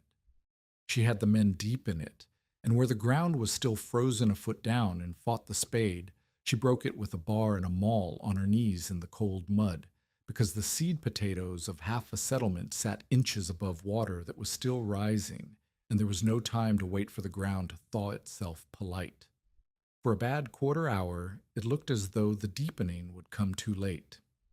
The water in the storeroom rose faster than the outlet could carry it, lapping at the bottom rung of the racks, and one of the settlers, a man twice Ellen's age, said they should give it up and save what they could carry. The others looked to Ellen, not to him. That was the thing she noticed, even in the middle of it, the way part of her always stood back and noticed. They looked to her. A year and a half before, the country had wagered on her leaving by Christmas. Now, with the water rising and a choice to be made, grown men who had never wintered a day worse than she had turned their faces to the widow at the Folly and waited to be told what to do. She told them to hold the outlet open and dig, and not to carry a single potato out into the rain where it would be lost for certain. Hold the line, deepen the trench, open the road for the water to leave. They held. The trench went down another foot through the frost and caught, and turned the hillside flow wide of the building at last. If Ellen's story reminds you why hard-won knowledge is meant to be shared, why the person who solves a thing owes it forward, send this to someone in your life who builds, repairs, or gets ready before the trouble comes. They'll know why you sent it. The deepened trench held. It took the hillside water and ran it wide of the storeroom, and the opened outlet let the standing water leave. And by evening the floor was draining instead of filling, and the seed potatoes were dry on their racks. Ellen went to her own cabin near midnight and found the flood had reached her cellar too, a skin of water across the floor of it. And her raised sleepers had kept the food a foot above the wet, and her own outlet, cut 2 springs ago on Basile's principle that hidden water is worse than a visible leak, carried it off before it stood. She had built against this without knowing this exact water would come.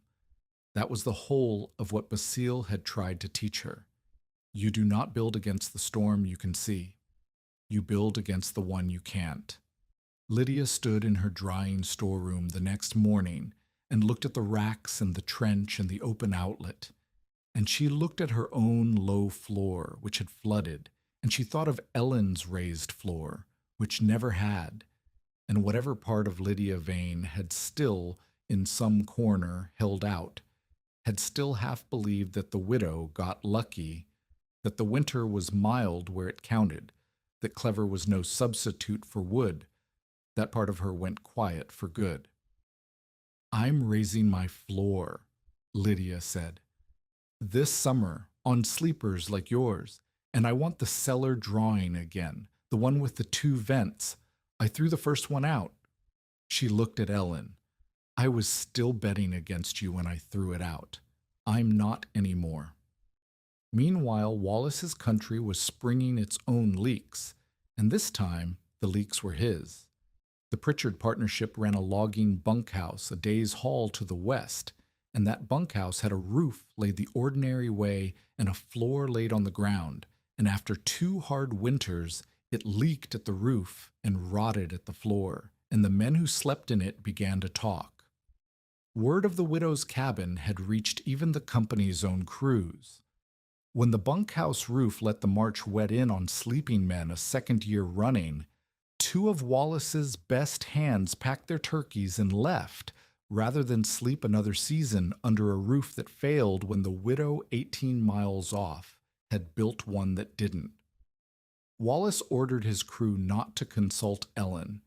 He said it plainly, that no man of his would go crawling to a woman for roofing advice, that it would make the company a laughingstock. But 2 men had already left over it, and a crew a man short in the woods is a crew that falls behind, and falling behind cost Wallace money in a way that pride did not directly touch, but debt eventually would. He sat with that through the summer.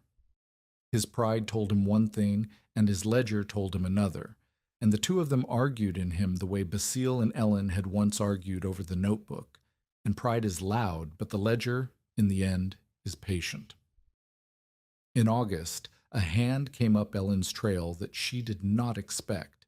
It was one of Wallace's own men, sent quietly, not to ask her help outright. His orders forbade that, but to stand in her doorway and look at her roof and her floor and carry back to Wallace in the plainest terms exactly how the widow had done what the company could not. He looked. He asked a few careful questions. He wrote nothing down because he could not write, so Ellen drew the cut through the wall and the roof gauge and made him repeat the 3 layers back to her until he had them, and sent him off with the drawing folded in his coat. She knew what it meant. It meant Wallace had bent far enough to send a man, though not far enough to come. It meant the ledger was winning.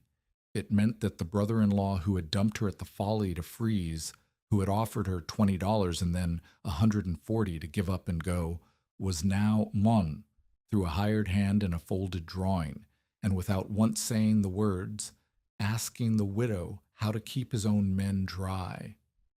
But it was not yet an honest asking, and Ellen knew the difference.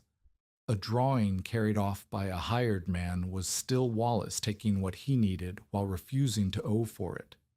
The true test was whether he could ever come up the trail himself with the bunkhouse measurements in his own hand and ask her plainly, as one person asks another for something they cannot do alone.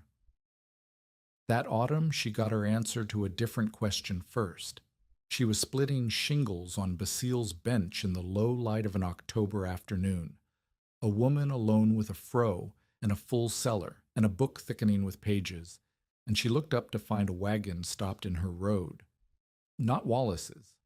A stranger's, a wide, careful wagon of a make she knew, a wagon built by a man who took pride in the building of it. A man climbed down from it, and he did not look at her the way the country's men had looked at her in November, as a problem to be solved or a folly to be pitied. He looked at her roof first, the way a builder looks, reading the courses. Then he looked at her. He read her roof the way she read cedar, and that told her more about him than any name could. He had come, he said, from a settlement 2 days east where he built wagons, and where he had heard a thing he did not believe, that a widow in Forest County had wintered alone in a cabin that took less wood than a stove and grew greens in the snow. He had a wagon of his own that leaked at the box in the rain, and a shop with a roof that had worried him 3 winters running, and he had driven 2 days to see whether the story was a story or a fact. He walked her roof line once, tipped his head at the doubled eave and the staggered joints, and said half to himself that whoever laid it had laid it to shed and not just to cover. "I laid it," Ellen said. He looked at her then, and he did not do the thing men did, the quick reassessment, the flicker of doubt. He only nodded, the way one builder nods at another's good work. "Then I've come to the right roof," he said. His name was Emmett Rowe. He was a widower, plain-spoken, with sawdust worn permanent into the creases of his hands, and he had not come to rescue anyone or to marry anyone or to buy anyone's land. He had come because his shop roof leaked, and he had heard of a person who knew why roofs leaked. That, more than anything he could have said, was why Ellen let him stay to supper and draw the wall cut for him at her own table, and why, when he drove off 2 days later with the drawing folded in his coat and a standing offer to trade her a tight wagon box for a season's roofing council, she found she was glad he had a reason to come back. He had watched her split that first evening before he left. She'd gone out to the shed to finish a bolt while the light held, and he had stood at the shed door and watched her work Basile's foot-clamp bench, both hands on the draw knife, dressing a shingle to a clean taper, and he had not said the thing men said, that it was fine work for a woman. He had said it was fine work, and asked where she'd learned the foot-clamp because he'd never seen one and wanted it for his own shop.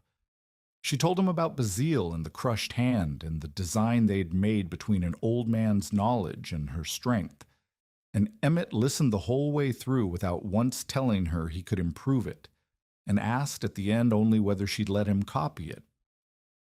"A man who asks to copy your bench instead of offering to build you a better one has told you everything about himself worth knowing." She let him copy it. That was the beginning, though neither of them called it one for 2 more years. But that was a slow thing, and it would keep. There was a great deal that came before it in those years when the cabin at the Folly stopped being one-woman shelter and became the thing the whole country brought its troubles to. By the middle of the 1890s, the clearing did not look like the place Ellen had been left to die in.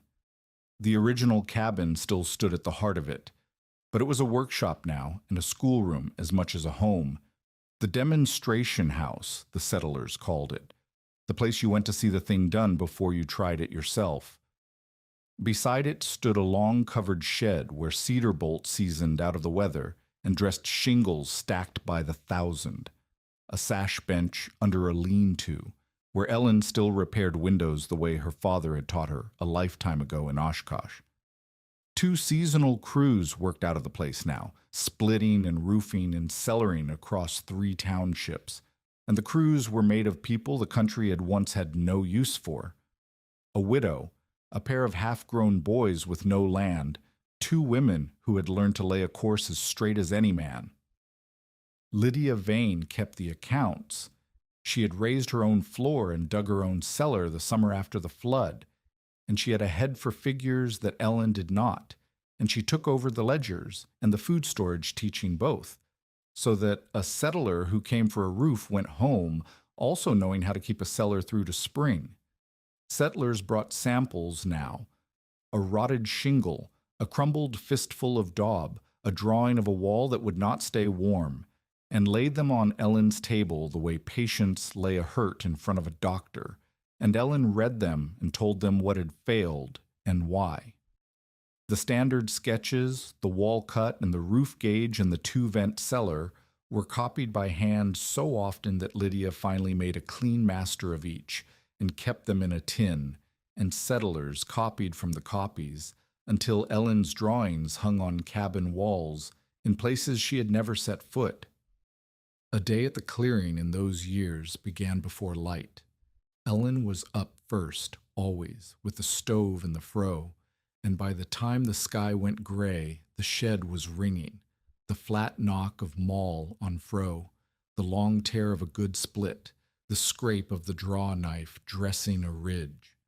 The two crews took their bolts and their gauges and their orders from Lydia's slate and went out to the townships, and what stayed behind was the school.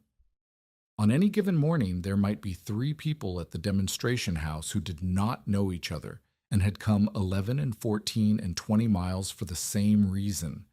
Something they had built was failing, and winter was coming, and they had heard the widow at the Folly could tell them why. Ellen took them in the order they came, no matter who they were. A man with 60 acres waited behind a widow with none.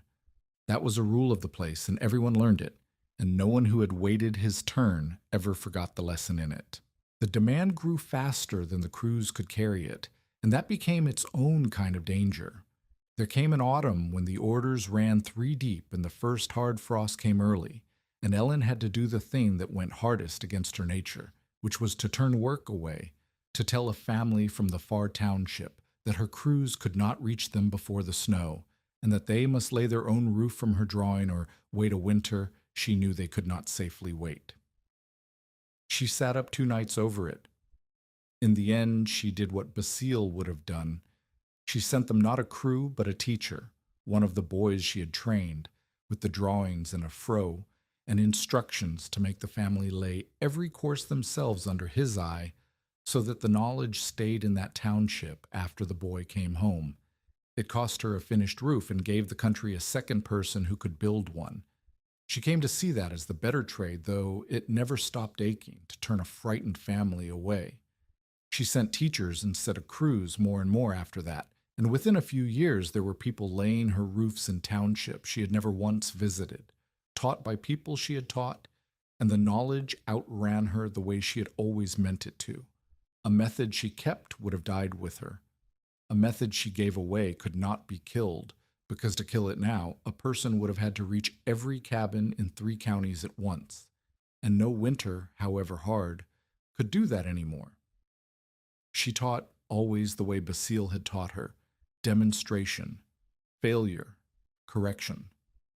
She would not let a person watch and go home to try it cold.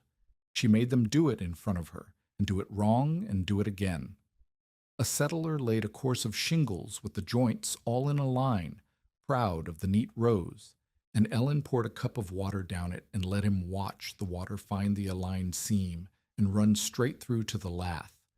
And then she made him tear the course off and lay it staggered. And he never forgot it, because the water had taught him, and not just the widow.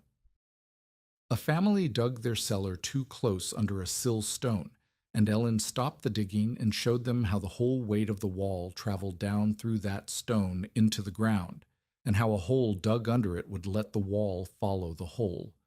She did not lecture. She poured water and pointed at consequences, and let the work argue for itself. 9 women learned to split, dress, or lay shingles in those years, in a country that had told every one of them the work was a man's. Ellen kept no count of the men.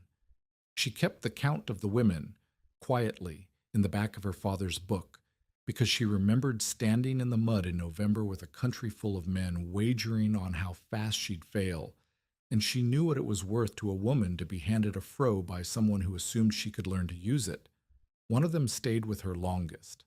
A girl named Marthe Solheim came up the trail at 17, orphaned and unwanted, and passed between relatives who each hoped the next would keep her.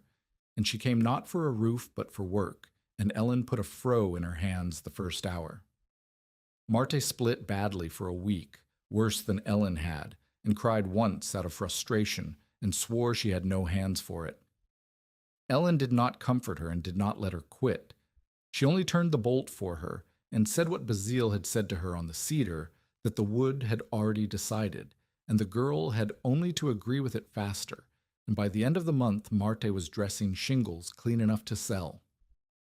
By the end of 2 years she ran a crew. Ellen watched her stand a settler down over a wrongly laid course, pour the cup of water, and make the man tear it off and lay it again.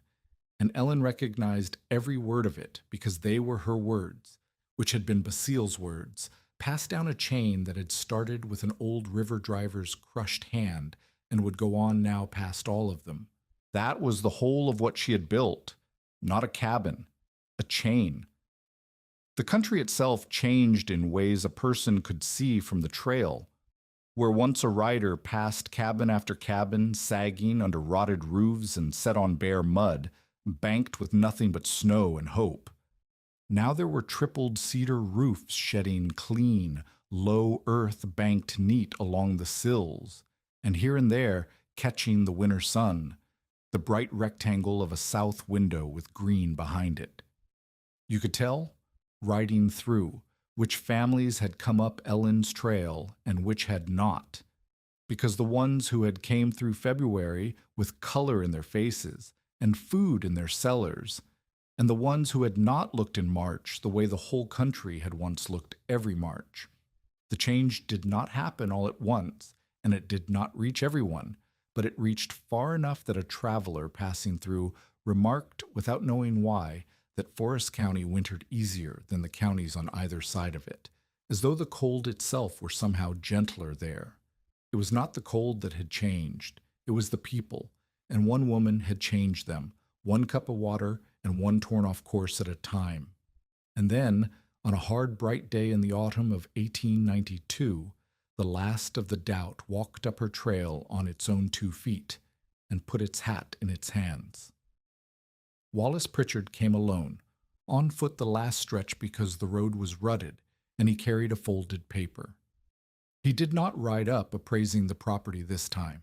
He came the way the settlers came, and he stood in the doorway of the demonstration house where 4 years before he had claimed the improvements as partnership property, and he put the folded paper on Ellen's table. It was the measurements of the Pritchard bunkhouse, the leaking roof, the rotted floor, the whole failing thing in his own hand. "What would you charge," Wallace said, "to make it right?" The words cost him. Ellen could see what they cost him. Amos Hallowell was there that day, old now and gone gray, come by to trade a haunch of venison for a cellar drawing for his own son, and Amos watched Wallace lay the paper down and said nothing, and the silence of the man who had first called Ellen finished was its own kind of witness. Ellen did not gloat. She had learned from Basile that the work should answer, not the pride. "The same as I charge anyone," she said. She named the rate. It was not a family rate, and it was not a penalty. It was the rate. "And my terms. Your men work the repair alongside my crew because a man who helps lay his own roof keeps it after. The rotten logs come out and get replaced. You'll not have me shingling over rot to make it pretty for a season. The joints go staggered and the eave doubled, done right or not by me.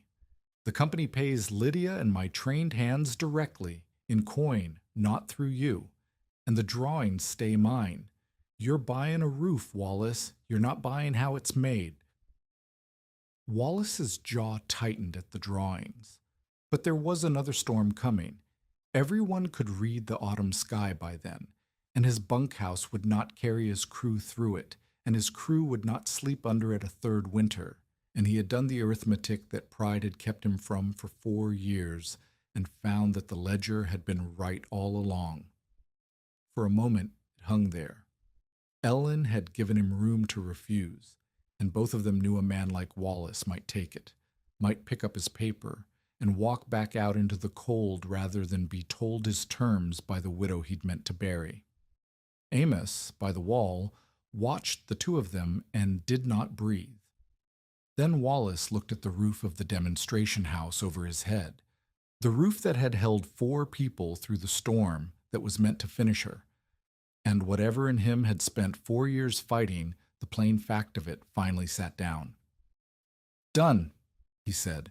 They rebuilt the bunkhouse that fall, Ellen's crew and Wallace's men side by side, and on the day the last course went on, and Ellen poured the cup of water down the finished roof and it shed clean, Wallace stood watching with his men and with Amos, and he said the thing he had come 4 years and $120 of climbing offers to be able to say. "I sent her out there," Wallace said to the men, not looking at Ellen, "because I thought the place would defeat her. I wanted it to. I'd have bought it back off her grave for the taxes." He looked at the roof that would not leak. I was wrong about the place, and I was wrong about her. Ellen let a moment pass before she answered, because some things need the room to land. The place nearly did defeat me, she said. The first winter, more than once, I thought it would. She looked at her brother-in-law steadily. You were not the strongest thing against me, Wallace. The cold was. You were only the loudest. I stopped listening to the loudest thing in November, and I lived.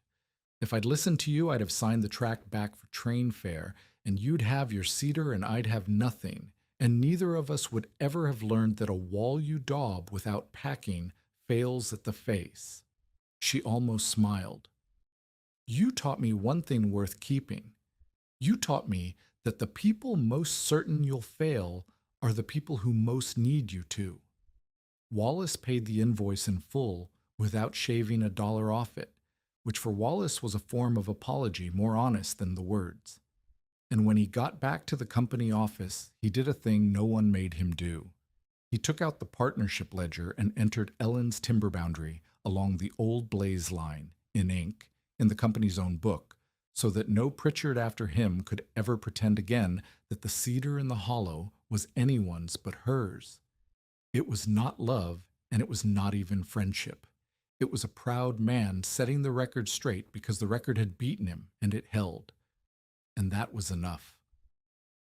The storm they had all read in the autumn sky came 3 weeks later, and it came hard, and the rebuilt bunkhouse took a snow load that would have crushed the roof it replaced. Wallace's crew slept dry under Ellen's tripled cedar and her staggered joints while the wind screamed over a country that had learned at last to build against it.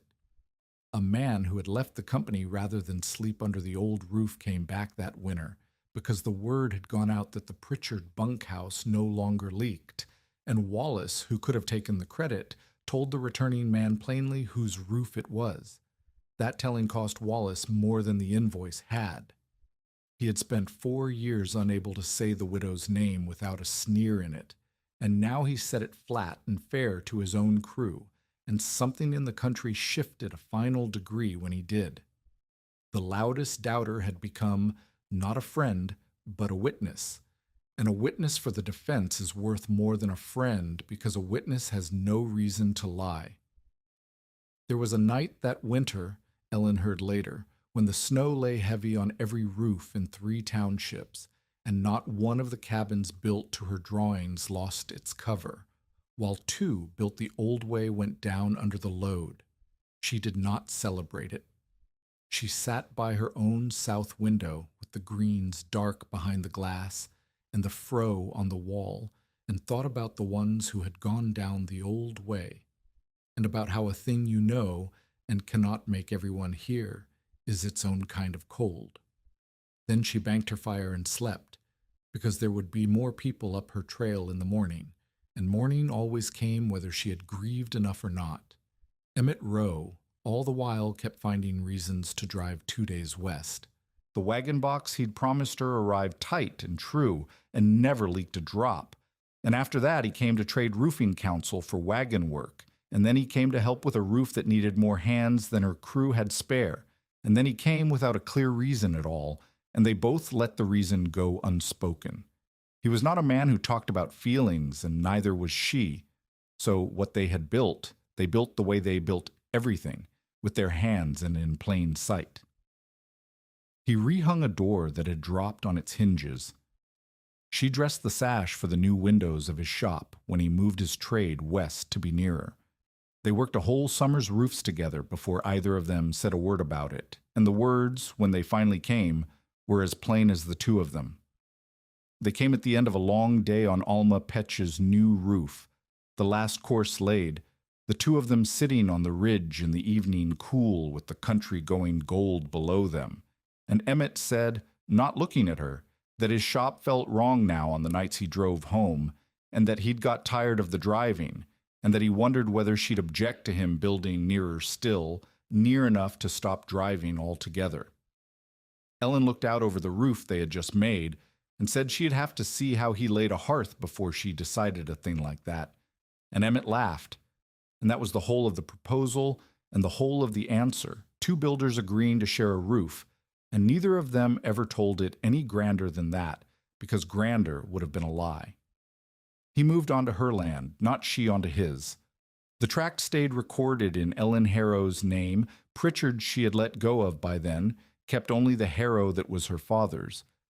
And Emmett built his wagon shop at the east edge of the clearing and never once suggested the arrangement should be otherwise. He had loved a wife before and lost her, and Ellen had loved a husband before and lost him and nearly lost everything after, and neither of them mistook the other for a rescue. They were two competent people who had each built a life alone and chose, with their eyes open, to build the rest of it beside someone who could read a roof. He built her a proper hearth that first autumn, and she watched him lay it, and it drew clean and true in the north wind that had once sulked smoke back into a widow's face. And she decided a thing like that in his favor, and never regretted it. The years after that ran together the way good years do, and Ellen marked them not by seasons, but by the work. The winter the second glass enclosure went up over the old forcing box, larger now, with manufactured sash freighted and cheap on the new spur line, so that fresh greens grew there through every winter, and she never again ate a February without something green in it. The spring Lydia's boy took over a crew of his own. The summer Marte Solheim married a settler she taught to lay a course and moved 2 townships north, and started her own school in a country that had never had one. The autumn Amos Hallowell died, old and dry-roofed, and left Ellen the venison trade cellar drawing framed on his son's wall as the only monument he'd have wanted. She grew old in the clearing she had been left in to die, and she grew old rich in the only wealth that country measured, which was a warm house, a full cellar, and more people owing you their dry winters than you could keep count of. Age came the way weather came, not all at once, but in 100 small subtractions she learned to build against the same as she'd built against the cold. Her hands stiffened until the draw knife was more memory than grip, and she gave the splitting over to Marty's successors and kept the teaching for herself, because a voice at the shoulder outlasts a hand on the fro. Emmett went gray beside her, and then white, and grew slow at the wagon work, and the two of them spent the long winter evenings the way they'd spent the working days, in plain company, him mending harness by the stove, and her adding pages to the notebook, neither saying much, the greens breathing quietly behind the glass. There was a winter she could no longer climb the ladder to walk the roof herself, and she stood at the foot of it and called the courses up to whoever went, sounding the laths by their answers the way she had taught a dozen others to, and the roof got inspected all the same, because she had long since made herself the least necessary part of the work she'd started. That had been the whole aim of it, though it cost her something to feel it come true, to stand at the foot of a ladder she'd once fallen through and know the work no longer needed her body, only her memory, and soon would not need even that. She never stopped inspecting the roof. Every autumn, old as she got, she or one of her crew went up and walked the courses, and cleared the moss off the shaded north pitch before it could hold water, and sounded the laths, and patched any daub the summer's movement had cracked. She had learned the lesson the hard way, through a rotten lath and 2 bruised ribs, and she taught it to everyone she trained. The cabin did not survive because she had built it perfect. Nothing was built perfect. It survived because she never once treated a winning winter as proof she could stop watching. The miracle, if there was one, was only that she kept doing the small, true things after everyone had stopped applauding. Basile's fro hung above the sash bench where she could reach it. Her father's notebook, thickened now with 40 years of inserted pages in her own hand, and Lydia's and a dozen others, lived in its tin by the window. The first inner sash she had ever set with her own hands, the one that had held a skin of still air against the storm of 1888, she took down when she built the glass enclosure and mounted on the wall beside the fro and the book, 3 things on one wall: the tool, the record, and the first small pane of glass she had bet a winter on. People asked her sometimes why she kept an old cracked sash on the wall like a portrait. She told them it was the cheapest thing she owned and had saved her life, and that was worth remembering every day, and then she went back to work. Ellen Harrow taught more than 200 people to weather a Northwoods winter in the years the clearing stood as a school, but the number that mattered was smaller and quieter. In the first 6 years alone, 28 cabins across 3 townships were repaired or weathered to her methods. 11 root cellars were dug or corrected under her eye, and 3 of the Pritchard Company's own logging buildings were rebuilt with her layered walls and her tripled roof. 9 women learned to split, dress, or lay a shingle. And by the time the second generation had grown up in that country, a person could walk into cabin after cabin along the old trails and find, hanging on a peg beside the door where it was always in reach, a plain wooden shingle gauge notched at 6 inches, copied from a copy of the one a widow had once cut for anyone who asked. She lived out her whole life on the same 80 acres she had been driven on to die. In her last years, the wintergreen still grew behind the glass, and she still closed the shutters over them herself at dusk when she was able, and children from the neighboring farms came to learn to split scrap cedar in the shed the way she had once learned it, badly at first, then better, then well. She died in the cabin she had made, an old woman with a dry roof over her and a full cellar beneath her, and they found her chair turned toward the south window and the last of the day's light coming green through the glass. Many Novembers after the first, the snow still came sideways across that clearing and touched the cedar roof and slid past the doubled eave in a clean line, the way it had the morning after the great storm, the way it did every winter she watched over it. A man named Amos Hallowell had stood in that doorway once and told a widow with a hole in her roof, "You have half a roof, 1 quart of wood, and mud under your boots." November does not bargain. He had been right about the roof, and the wood, and the mud, and wrong about the only thing that counted. Near the end, a child who had come to learn the fro asked Ellen which one thing had saved her that first winter, the roof or the cellar or the glass. Ellen did not point to any of them. She put her hand on the worn cover of her father's notebook and said, "None of it alone." Then she rose and closed the shutters over the greens against the coming cold and checked the latch on the door that no longer leaked and laid 1 small stick, not an armload, only 1 gaw, into the stove. November had never bargained with her. In the end, it no longer needed to.